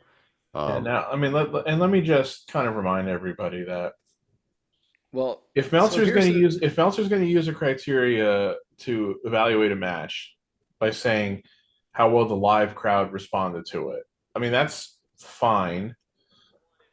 But let's show a little consistency here. yeah, There's 2 matches in particular I can think of where his ratings don't come close to matching what the crowd response was. The first one is Hogan Andre WrestleMania 3. He gave that match -4 stars. just horrible, The crowd in the Silverdome that night ignorant. responded pretty damn well to that match, if I recall, especially when Hogan slammed Andre. You should have gave it two. Now, is that a good match? No, not really. I mean, Andre couldn't do a whole lot, and Hogan needed somebody more athletic to really work against. So, yeah, I mean, is that match worthy of being -4 stars? No. And then, of course, Rock Hogan, WrestleMania 18, the insanest crowd reaction I have ever heard in my goddamn life. Nobody expected that crowd to react that way. You could tell that the wrestlers didn't expect it. They changed the match on the fly. It was the most singularly unique, live It's like crowd the reaction I've best in-ring storytelling match of all time. right. Like the crowd changed it and they had to change it and they Yeah, and they did because both guys were capable of doing it. yep. Yeah, that's why when I hear people say Hogan couldn't work, I'm like, you don't know what work means. Yeah, I hate that shit. That's just such bullshit.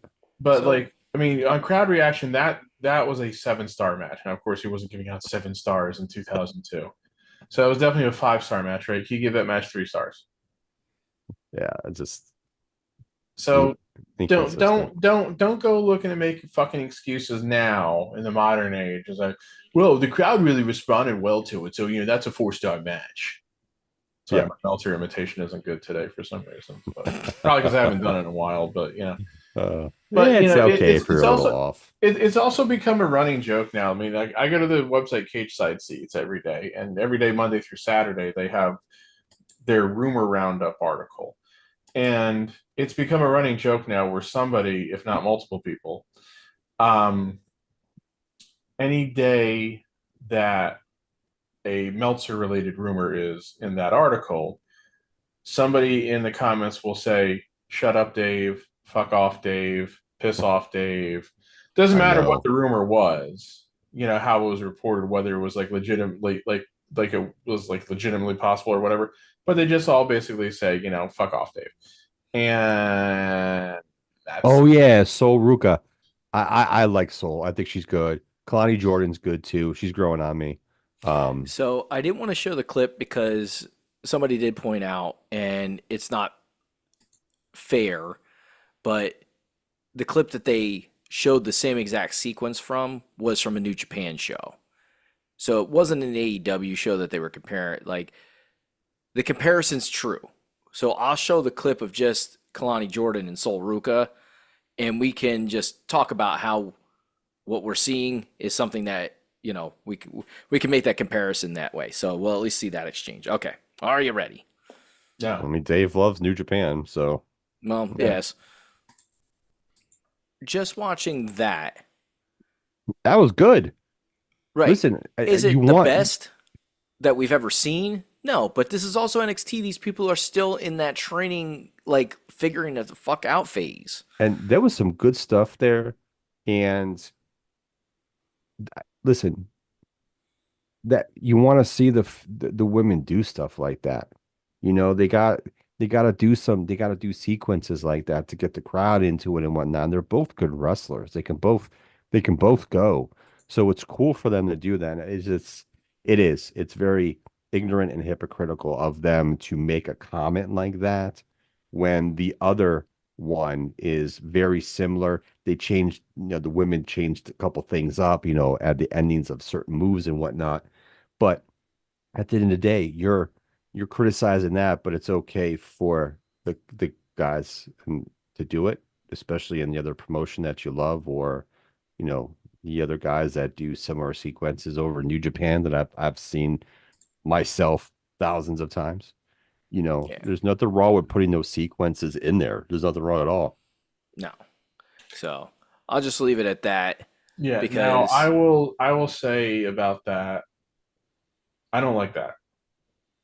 My issue with that shit, and people will say I'm stuck in the past or this and I'm like, fine, I don't really care. I don't have to like modern wrestling. Um, my issue is when it looks too choreographed, when it looks too cooperative. And there were in that segment we saw there were Yeah. plenty of spots that were obviously over choreographed and overly cooperative. The X Factor counter and she's doing a fucking handstand. No. If you were legitimately giving somebody an X Factor, they would not be able to block it into a handstand. That's not happening. Yeah. No, some of that stuff I agree with you with that. It's Some of the like, moves. again, we all know wrestling is a work, okay? It's like we all know it's kayfabe, and everything. You still have to keep the illusion going. Like I still want to see stuff where it's like, oh wow, that actually looks like it hurt, that kind of shit. Now, I'm not saying again every spot like that is bad too. Like I was praising the Bucks in a match they had a couple weeks ago where one of them got Irish whipped into the other corner and he was able to like turn it into like he slid under the rope then and like grabbed the other guy on the apron and like knocked him off.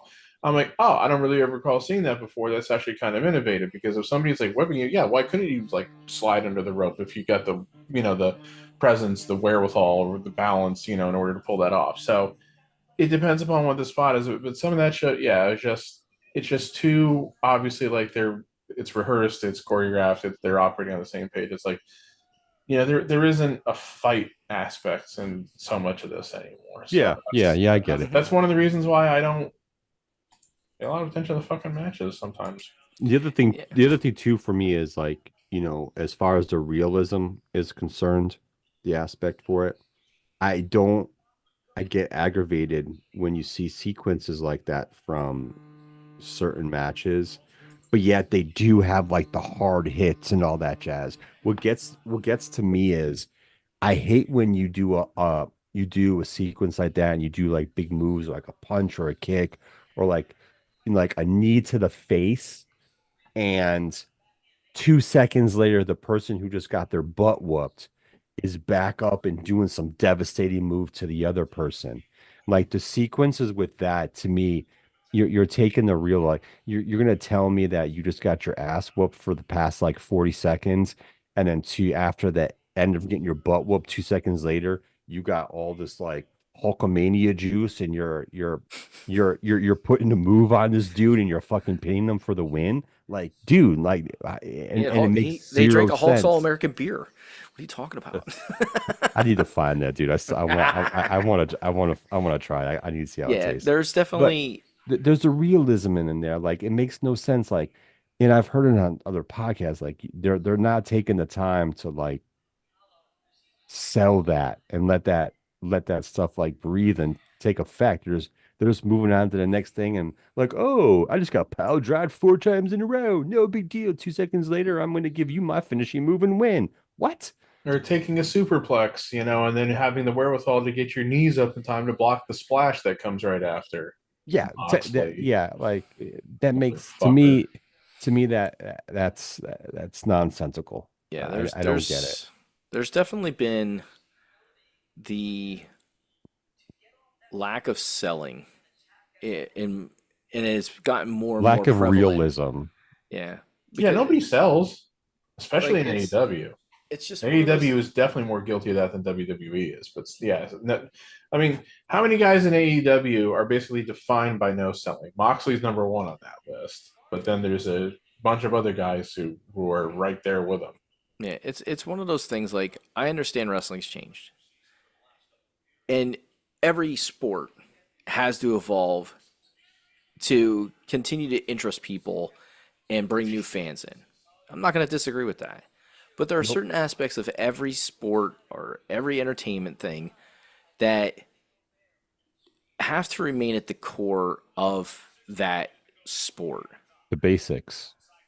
Basketball has to have rules because if you get rid of the rules, then it just becomes a giant free for all with, nonsense going on. Yep. The rules to wrestling that kind of need to, I shouldn't say need to stay the same, but should be at the heart of every match is there's got to be guys that can sell to continue to have that realism to a match. Like if I get punched in the face, it fucking hurts. Like don't tell me if I get punched in the face, it doesn't really hurt. Are there times where it's cool to see guys go back and forth with punches? Of course. And I want to see that. I want to see cool athletic display. I want to see cool displays of athleticism. Absolutely. I want to see those things. But all within the context of some type of realism, not just I'm not watching wrestling to see Circus Soleil. Like that's not why I watch wrestling. I watch wrestling to be entertained by it because and see guys do things that you wouldn't necessarily expect. Like, oh my God, he kicked out of that guy's, that guy just did a Ghostbuster and he kicked out of a Ghostbuster. Wow, that's awesome. There's realism to that because maybe he just, it dazed him for 2 seconds, or 2.5 seconds. Things like that. So I don't dislike what I saw in, that match that we just watched with Kalani Jordan and Soul. Can't think of her name. But I don't think it should be a whole match like that. The whole entire match. And No. sequence here or a sequence there, sure. Cool. It adds something to the match that you don't see in every single match, or at least we shouldn't see in every single match. But then you got to get back to some of the realism of an actual wrestling match. Yeah. So that people aren't like, wow, that's a really cool match. And maybe that's where Dave Meltzer was coming from, but I don't feel like that's really what, like, I want to give him the benefit of the doubt. Maybe that's where he was coming from, but I don't think that is because we've seen matches in AEW and New Japan and other wrestling where they are like almost an entire match that looks like that.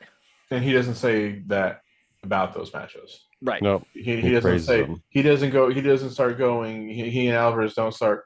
Well, it wasn't a wrestling match. It was gymnastics. They never say that about a Bucks match. Yeah. So it's just it's interesting what's been going on in wrestling, and we've been saying this for quite some time. Well, The evolution is almost de-evolution. No, it's evolution in the sense of everything's got to be faster, everything's got to be quicker, everything's got to be more like like eye opening or eye catching, and it's like they all grew up watching Shawn Michaels, but forgetting the things that Shawn Michaels did, like selling. I mean, did Michaels oversell? Yes, but what Michaels really did was he took Ric Flair overselling and turned the volume up on that, basically. But like these guys decided somewhere along the line that they didn't have to sell anything like that. And even though a lot of Michael's shit was kind of fake looking, I mean, obviously the Sweet Chin Music It always sounded great, but of course, it always sounds great not because he's kicking the guy in the face, but because he's slapping his fucking leg where the camera can't see it. You Yeah. know, um, which Yes, he always had again his is back fine, to the but camera. he knew how to hide it well and everything. But again, it's like they missed the point, and it was like this is why I always point to Bret Hart too. It's like Bret Hart could do plenty of super athletic shit, but he was still relatively grounded and everything.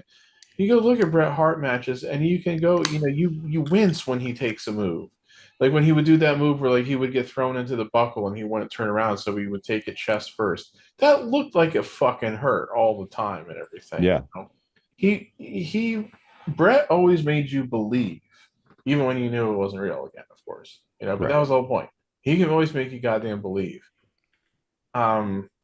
It's not, there's a lot of shit these days that's not believable. And the other thing too is like because of how the wrestling is, listen, from the beginning of time, no wrestler is immune to botches or to mistakes. And when you start it's doing gonna happen. and when you start doing this type of stuff on a regular basis, I don't care how many times you've done it and how many times you've done it the proper way, there's going to be a time where you don't do it the proper way. And it's not going to be, you're going to make a mistake and shit's going to happen. And it is what it is. You can't, no match is perfect. It's just a matter when you make a mistake or a botch, whatever you want to call it. It all depends on how you recover from it and how the match continues on. If it's something that fucks up the whole match, or is it something where you're able to sweep it under the rug, keep moving, adjust to the mistake, or whatever the case may be, and finish the match, you know? And listen, the biggest thing right now everyone's talking about is, the unfortunately Damian Priest not kicking out when he was supposed to. I somehow totally missed that when I was watching it last week. Like I didn't have my eyes on the screen, like because I have two screens, of course. When the ref stops the count and he's like, And like you were supposed to kick out there, son. I wasn't looking at the screen Seth Rollins is like, with the show fuck? with the show on, and I like somehow totally missed it happening. And then I'm seeing everybody talk about it afterwards. And I go, "Oops, maybe I should go back and look at that." Haven't yet, but Yeah, I got to see that. I didn't know that happened. Yeah, you can kind of you can kind of see like Seth Rollins like saying like what the fuck or whatever to the ref. But at the same time, listen, is it Drew's fault? Yes, Drew maybe messed up. probably. I mean, probably, but we don't know for sure. Like, was Drew supposed to have come out like while the No. count was going on, or Yeah, they said that wasn't he was legitimately supposed to kick out. So and you got to think about it. He's in with Rollins. They know the sequence. The ref should be knowing, this is the point. If he's counting, one of those two could have made a mention. Hey, we're Kick doing out. we're doing this. This is the kick out for Drew to come out. And listen, it didn't happen. It is what it is. And Triple H said in the post conference, he's like, everyone's going to talk about, what happened. And, they're talking about on TV, like, the ref's decision is the final decision, da da da da da da da. And they can run with the storyline with that if they want to down the road by the mistake. Then that's what they should do at some point. They should, because they should make it that the ref was in on it. And that Something. Damien slipped him something behind the scenes to say, yeah, you're going to count to 3, but not really. And it's going to look like I didn't kick out. I mean, they could still conceivably do something like that, but I doubt they will because it's No, they don't like to obvious involve the refs like that anymore. Well, that's not just that. It's just pretty obvious that they're going to make Priest is going to be a face before too much longer. Yeah, I mean, they could have someone from the they could pull it off for some of the Judgment Day did that, Finn or Colluded Dominic, he was in trying to pay cahoots off with the ref, referee. yeah. But listen, they still got the match ended the way it was supposed to. So at the end of the day, it is what it is. The little mistake happened. It didn't totally ruin the whole match and the rest of the night. Or what was supposed to happen in that match, so it's fine. Move on. People are going to forget about it by the time SummerSlam comes anyway. So, SummerSlam. but some people will hold on to that. Oh, I don't know. Damian Priest maybe isn't that good. Listen, like I said, I've been hearing that anyway, but it's like no wrestler is immune to mistakes or botches. It is. I will say this about Damian Priest: the first time that I saw him, I've always liked him. during one of the PLEs. Um, and I was like, who the hell is this guy? And then you were telling me about him. I'm like, okay. And I watched and I watched and watched, and I was like, he grew on me. I was like, okay, this guy's got something. He's still not the greatest on the mic, and he definitely, you can tell he has some type of speech impediment, which makes it sometimes a little hard to listen to him. But, he's gotten better on the mic. I think his matches are what they're going to be. I don't know if we're going to see any more of an evolution of his matches because he's been doing it. He's been wrestling for quite a while now, and he's kind of defined his style, which is fine. But it's he, like I said, he's definitely grown on me, and I think he can put on a good match. I don't want to say with anybody, but most of the matches that I've seen have been good matches. Are they 5 stars? Of course not, but they hold your attention. Yeah, You're not bored. You're not bored out of your mind. Like, oh my god, when is this match going to end? It's not like It's not like we're watching a Ryback match and hoping for the end. No, he's Sorry, Ryback, but you sucked. um, it's one of the things with Damian Priest. Like, I watched him in ROH. I liked him. Is indie. He had, like, I think he wrestled in New Japan for a little bit as well. The thing with him is I always liked him. I like that type of style, look, whatever the case may be for certain wrestlers. He was just one of those guys. I think when he finally got to WWE, it took him a little longer to work the WWE way. You know what I mean? I think it just took him a little bit longer to work how they want them to work. And, he had to work on his promos in regards to that. But I've seen a lot of good matches of him from the past. So, I had high hopes from. I do. I do. I've always liked him. Um, you know, so I'm glad to see where he is. And I don't know, I don't think it's fair to put him as like a placeholder for that title. And to be honest with you, I know a lot of people think Gunther's gonna beat him. I'm not sure. I'm not sure. I think they might ride Damien for a little bit longer, and Gunther might have to wait to get that title. I don't. Yeah, I would. I'm not. I'm not. I could be talked into either one at this point, but yeah, I don't know if they're gonna. I think that would be a good payoff Agree. at WrestleMania. Like if they Yeah, can prolong it and start to build a really good story around that, I I think that could be a good uh, WrestleMania ending. and to be honest with you, Gunther did a great job as an Intercontinental Champ. I loved his run as an Intercontinental Champ. I think it was great. And I think he will when he gets the heavyweight belt. I think he will have a good run as a heavyweight champion. And do you want to reward him at SummerSlam for that, or would you rather reward him at WrestleMania for that? I would rather try to push that out till Mania of next year, to be honest with you. But each is to their own. Some people might not want to see Damian Priest hold on to that title until Mania next year, or maybe someone else takes it off Damian, and then Gunther gets his time at Mania. I think sometimes we as fans you get you for somebody to like, you kind of think that they deserve the belt now instead of later, but sometimes later works out better than doing it now, depending on how they want to go about telling that story. But I think Gunther is going to be a good champ too. I like Gunther, you know. Um, I like this NXT European run. I liked him in NXT, you know. I liked Imperium. Thought it was a cool group. So we'll see. We'll see what happens. I'd save it for Mania though if I was booking it.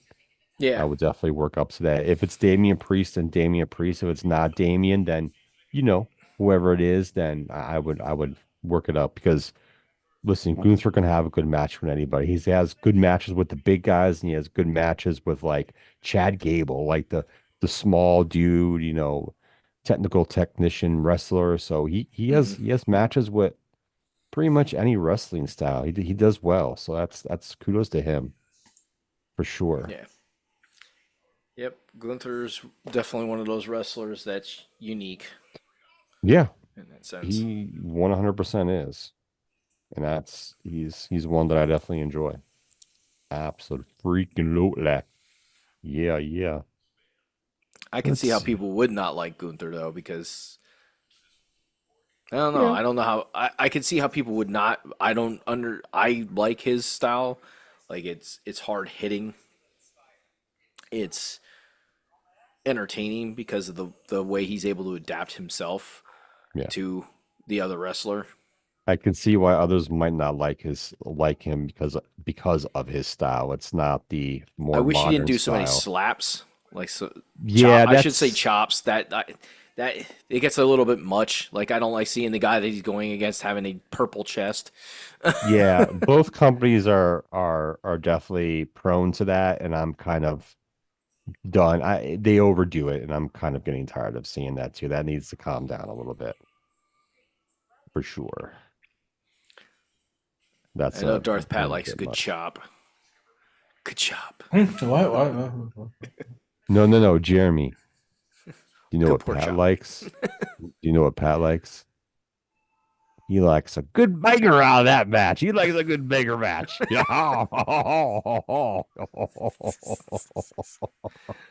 It's a banger. I knew that would get him. You know, it's so funny because that term's been around for so long, but it used to be like that's a club banger. You've heard that people say that before, right, Joe? It's a club banger. Yeah, Those that was definitely way used back for in the day when different. we used to go to the clubs. Yeah, I was totally used for different things back. You know, it's funny how like the generations change and they take words and they fucking change the meanings of what they mean and all that. Sometimes people don't know what the hell they're doing. Just leave it as is. God damn it. You know what was Shit. funny? So we're on our drive home, of course, again. I said something about it's got that vibe to it. And my daughter starts giggling. She's like, I'm like, what? She's like, I think it's funny that you're using the word vibe. I'm like I've been using that word since you were born. Like we've been using that term for a long time. It's just you guys kind of like all of a sudden discovered that that's a real word and decided to start using it. We've been vibing for a really long time. And trying to use the word vibe and give it like 14 million different like definitions of it. Like, come on. Don't need to do all that. Doing too much. Doing too much with one word. Come on, kids. You millennials driving me crazy. Pat, what are you laughing over there? What are you watching? Uh, Huh? What are you watching? Watching a little little adult content stuff I over was there. going through Uh-huh. my Facebook feed in this Facebook group. 80s tunes Mm. appeared. Have you heard of Brennan Pomp? I gotta go back. Can I rewind? Can I rewind this? No, I can't rewind it. Damn it. Are you still watching Collision? No, no, no, no, no. This is NBA Summer League. I think these games already happened. I think they're rerunning them on Oh, ESPN. oh, But for the Golden State, some might be live actually. for It's Golden in State, Vegas. um, Brandon Pods I want to say Porzingis, but it's not Porzingis. It looks so much like it the way it's spelled. But um, I don't know. He was on the Warriors last year. I know Like you're talking about. they I brought can't him up a remember. couple games. He's got like that froey style hair. Brandon Podzimski. Oh, yeah, yeah, I know what you're talking about. I wonder if they're gonna try and bring him up and have him be the next Klay Thompson. Because Uh, Clay's gone from Golden State. They got rid of his ass. Or well, actually, he decided that he wanted to be traded. Not that they got rid of him. Sure, they yeah, wanted to keep him. just free agency. Yeah. Free agency. That's it. Going to Dallas. He's gonna help Dallas. Oh yeah, for 100%. sure. Uh-oh. We just got an attachment from Pat. This ought to be interesting. Oh my God, Becky, look at her butt. It is so big. What is Patrick sending us?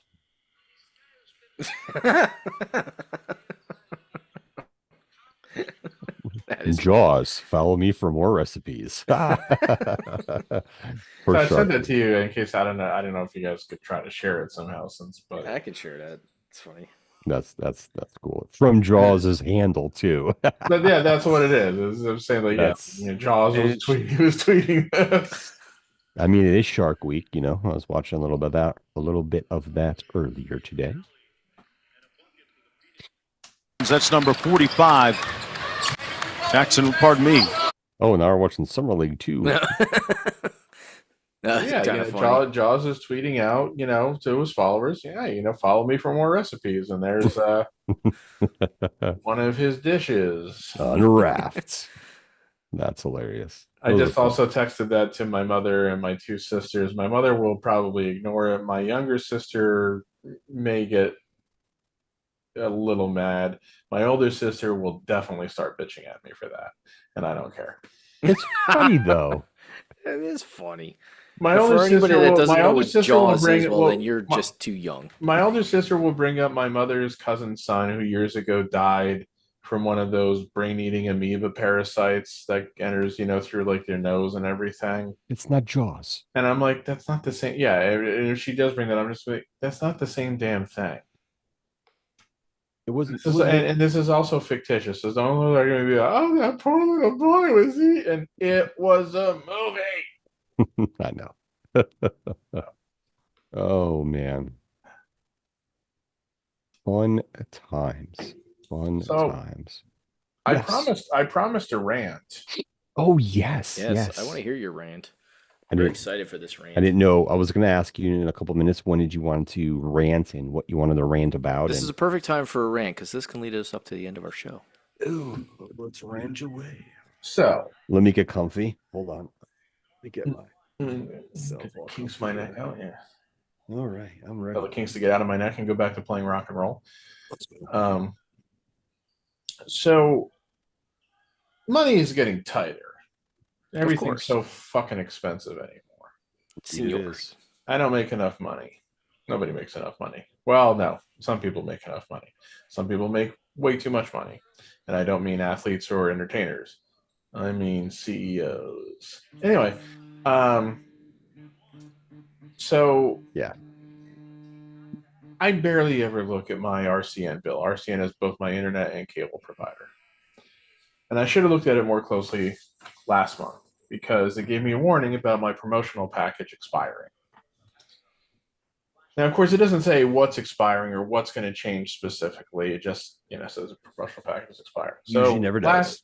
Last Monday night, the 1st, I got the email notification saying that my bill was ready to be reviewed. And I looked at it. I'm like, oh, why is it $70 more? Yep. So I looked at it and I saw where like the price of this went up and the price of that went up, and then all of a sudden I'm being charged for this and then blah, blah, blah.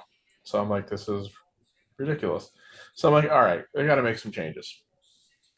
I was like, all right, I'm definitely cutting a few things off. Like I barely watch Stars or Showtime, so let's just get rid of those. It's also kind of silly in a lot of ways to have Showtime when I also pay for the Paramount Plus subscription. So I'm like, all right, we'll get rid of those and we'll see like if there's anything else they can do, So, I agreed to make a few. I'm like, all right, this one package I have, can you drop like these things off of it, but keep these parts of it so I still get these channels and yada, yada, yada. So the promotional package that she said it was a TiVo package. All right. Oh, RCN's TiVo shit. Yep. There's a TiVo package, and that it would save me money. And like basically, she said it was going to end up being for everything about $60, $70 less per month than what I've been paying for the last several months at least. So I'm like, all right, that sounds decent. But she's like, we got to come out and swap out some equipment. And I should have at that point been like, why? And I didn't. So that's on me. But she's like, yeah, it's because, switching to a different thing and then blah, blah, blah. And as I was texting you last weekend, Joe, I was on the phone with her on Friday, the day after Independence Day, so the 5th. And she's like, are you available tomorrow? And I said, no, because I had to go to my sister's play last Saturday. Yeah. And she said, okay, we can come out the next day. And I'm like, Sunday? And she goes, yes. And of course, nobody came on Sunday. And about 4:00 Sunday afternoon, I got an automated call asking me to confirm my appointment time for Monday. which I couldn't because All out of nowhere. That's yeah, just I took off because I have off on Fridays during the summer right now, and obviously we were off for the holiday. I took off Monday, Tuesday, Wednesday, kind of like a mini vacation, So Yeah. I couldn't be like, all right, I'm going to work from home on Monday the 8th. I need to be in the office just to see if there's anything I've missed and whatever. So I rescheduled the appointment for Thursday. I'm like, I can work from home on Thursday. So the guy comes in and he's like switching everything out, and he's like, I was going, oh, they're using the cable, and he's telling me to change the inputs on my TV to the AV, not the HDMI and everything. And at this point, I'm going like, oh, I'm getting fucked, aren't I? AV. Yeah. Does And your TV even have that anymore? yeah, it is like I don't know, but anyway. One of the only question I specifically asked the person I was on the phone with when making these changes was, am I going to lose my current DVR? Because I've got a bunch of stuff on there, some of which is unwatched. And she said no. It's a blatant lie. Well, as it turns out, yes, it fucking was. So after the guy swaps everything out and leaves, I'm like trying to turn like the thing on. I'm like trying to get the guide up, trying to make sure all the channels are there, and it was taking forever for it to connect to the guide. Oh, and he's also swapped out my modem here, and the network changed and everything. So like had to reconnect all this shit. Actually, that reminds me, I don't think my iPod's connected to my Wi-Fi right now. So I'm just like, I think I just got destroyed. And so I'm turning on the television. And when the program guide finally starts working, this was a program guide from maybe 10 years ago, maybe even longer in terms of how primitive looking it was. So not at all what I'm like accustomed to. Like it looks like it was like using graphics from like Windows 98, kind of shit. Oh my God. And I'm going through the channels, and like a couple of channels weren't coming up properly, and then I very quickly realized none of this is in HD. Oh, they Well, I gave you a was standard. They I gave you I, a I, non-HD package. Shit. I wasn't told that. Nobody told me this wasn't going to be HD. So I'm like, oh my God. And I'm trying to like set up to like, just to like test record something. And every time I'm clicking on like the record stuff as I'm trying to figure out this fucking remote too, I'm like clicking on the thing that's very clearly got a TiVo indicator on it. Nothing's coming up. And I'm clicking on record. It keeps making reference to connecting my VCR. So at this point, I'm cursing myself. I'm cursing the person I talked on to the phone. I'm cursing the guy who came to swap everything out, even though he didn't do anything wrong, of course. But he's a little weird in the way he started humming to himself randomly. But I'm just like, and I texted my mother and my sisters, and I said, it's a good thing I'm not around people right now.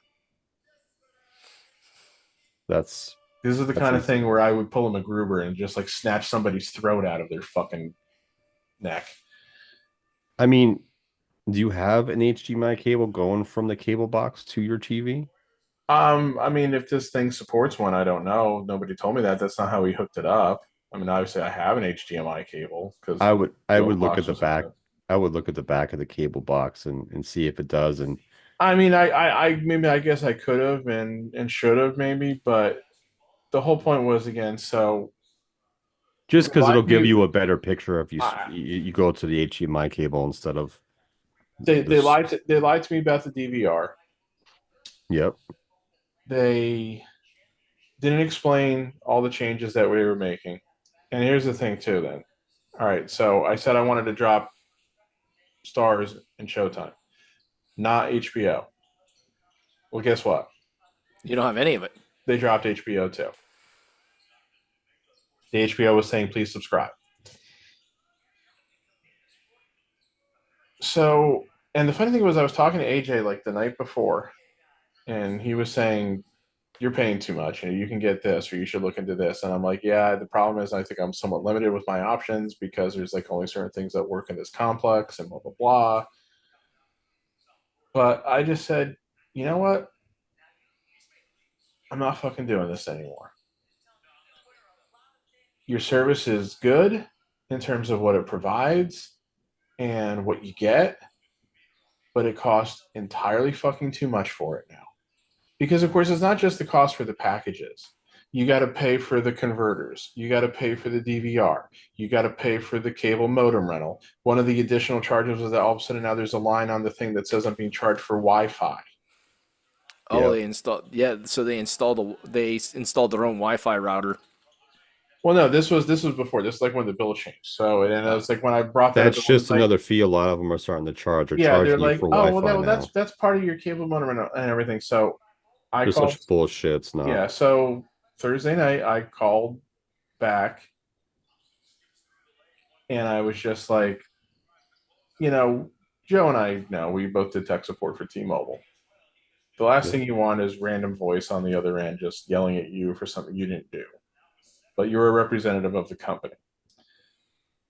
So I'm talking forcefully and somewhat aggressively. I wasn't yelling, I wasn't cursing, anything like that. But I just basically said, what am I supposed to think? I was lied to. I was misled.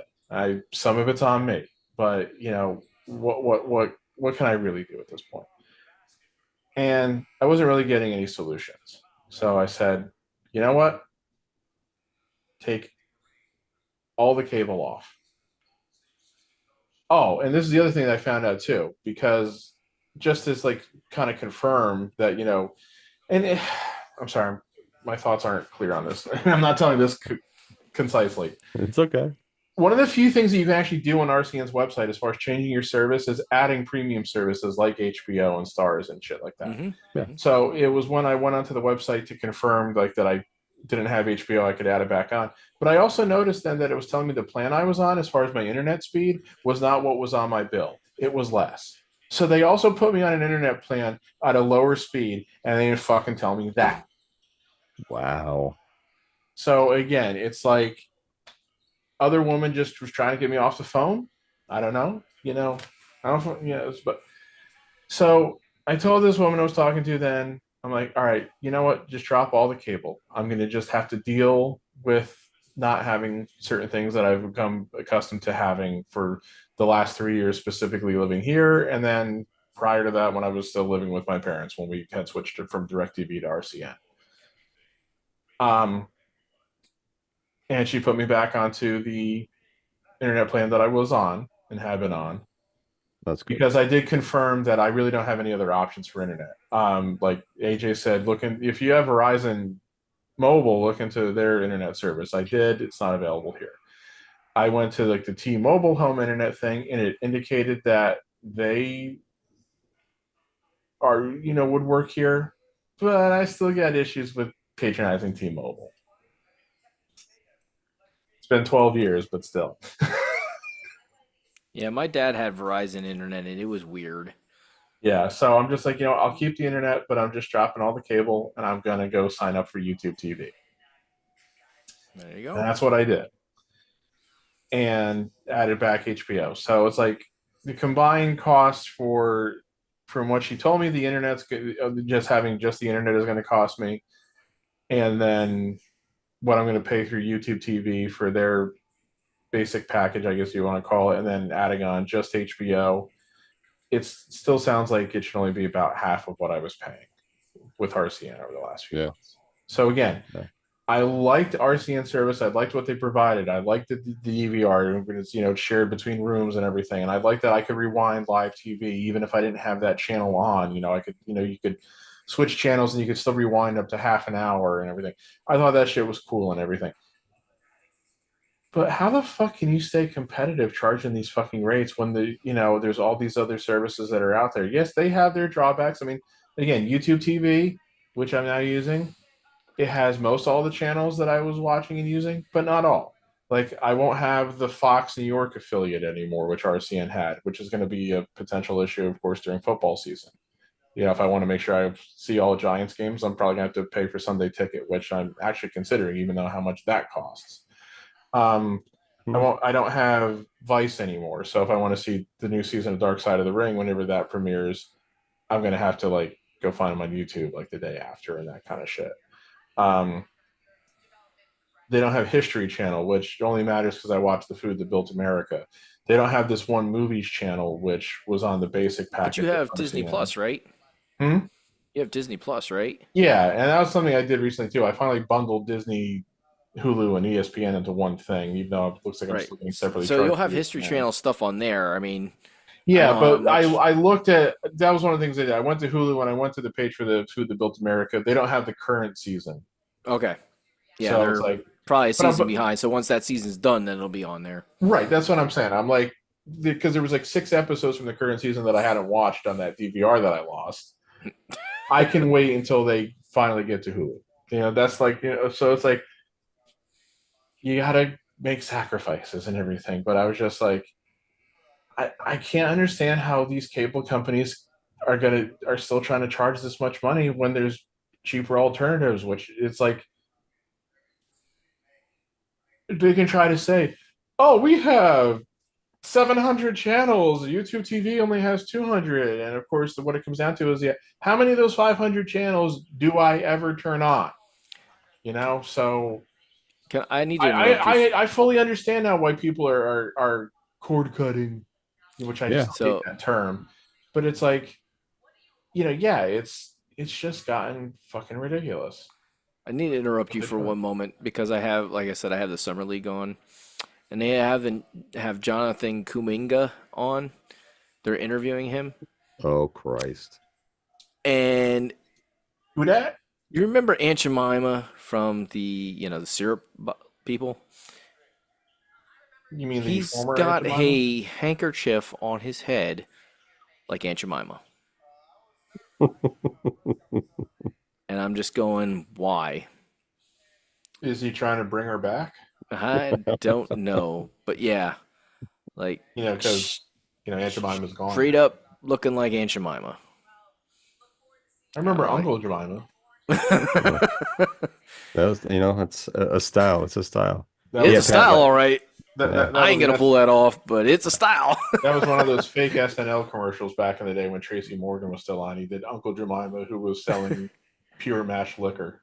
Yeah, Pat, like your RCN issue, like my parents got, my dad got an email the other day saying that, like what your bill is going to be the next month, and he knows that was like going up like by $42, and he doesn't even know what it's like, what's going up until like he gets a statement.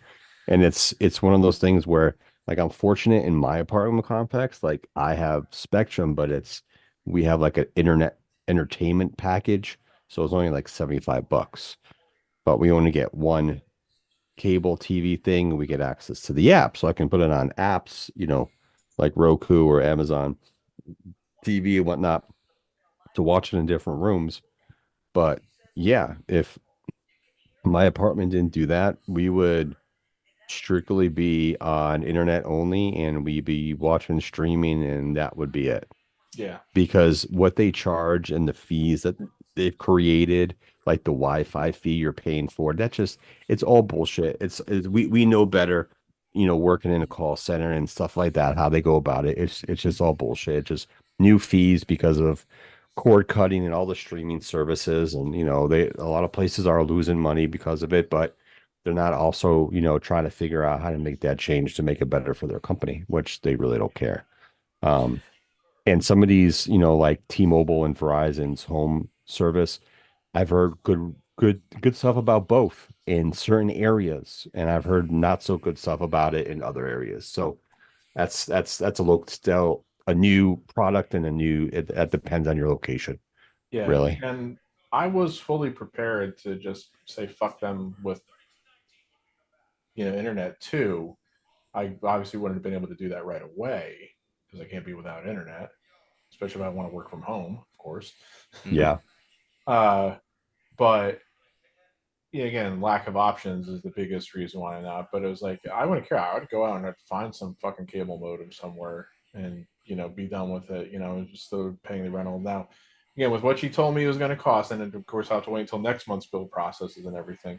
But with what she told me it was and everything, I'm just like, okay, I can live with that. I can deal with that. And it's like, I think my sister said, I get higher speed for less than that through Service Electric. And I'm like, yeah, but I don't think I can get Service Electric here. And I said also, I don't have any complaints about the speed. I've never had any complaints about like, oh, I can't do things like, like I've never had a problem with like say like having things like streaming on like multiple screens or shit like that. So I'm like, I have a problem with that. Now, of course, if when I get the bill, um, it is in any way different from what she said it was going to be. There's going to be Raising hell. Yeah, I mean, like she said, there isn't going to be a cost for the cable modem rental now with what I was on, and I was a little suspicious about that. But she gave me a reason which sounded plausible. So if To see what happens. if I get the bill like at the beginning of next month, and it shows that I'm paying more than what she said, because of course she said she was notating the account. But so if it ends up being more than what she said, or like there's like a cost for like a cable modem rental, then I'm just going to call back and say, I was told last time this wasn't going to be this or it wasn't going to be that. So you got to do something now. Yeah. Well, 100%. No, you do something. No, you do something. All right. Hey, yo. Oh, I will. I'm going to go to bed. My name is Razor. Yeah, the episode of Nitro that was on Reliving the War this week was from early October, and Nash and Hall reappeared on the show after neither one had been seen for a while because Nash lost a retirement match to Hogan at the one pay-per-view, and Hall had been mostly absent for most of 1999 because he was like, dealing with his alcohol issues and everything. They came down in the crowd and like, Heenan interviewed them and they were using such insider jargony terms. I was like, oh, you assholes. Of course. Hall even was like, well, Kev's working a retirement angle. He called it a retirement angle. He's not saying like, well, Kev's retired now, When Heenan's like interviewing him saying, well, it's always fun here. And Hall's like, you haven't been in the locker room lately, Bobby. The other fun thing about that show was Shivani announcing that Vince Russo and Ed Ferrara were just hired by WCW, and you can chat with them tomorrow on WCW.com. And I went, oh, God, I wonder if somebody still has a transcript of that somewhere. They probably do. Yes, Jeremy? This Summer League is bad.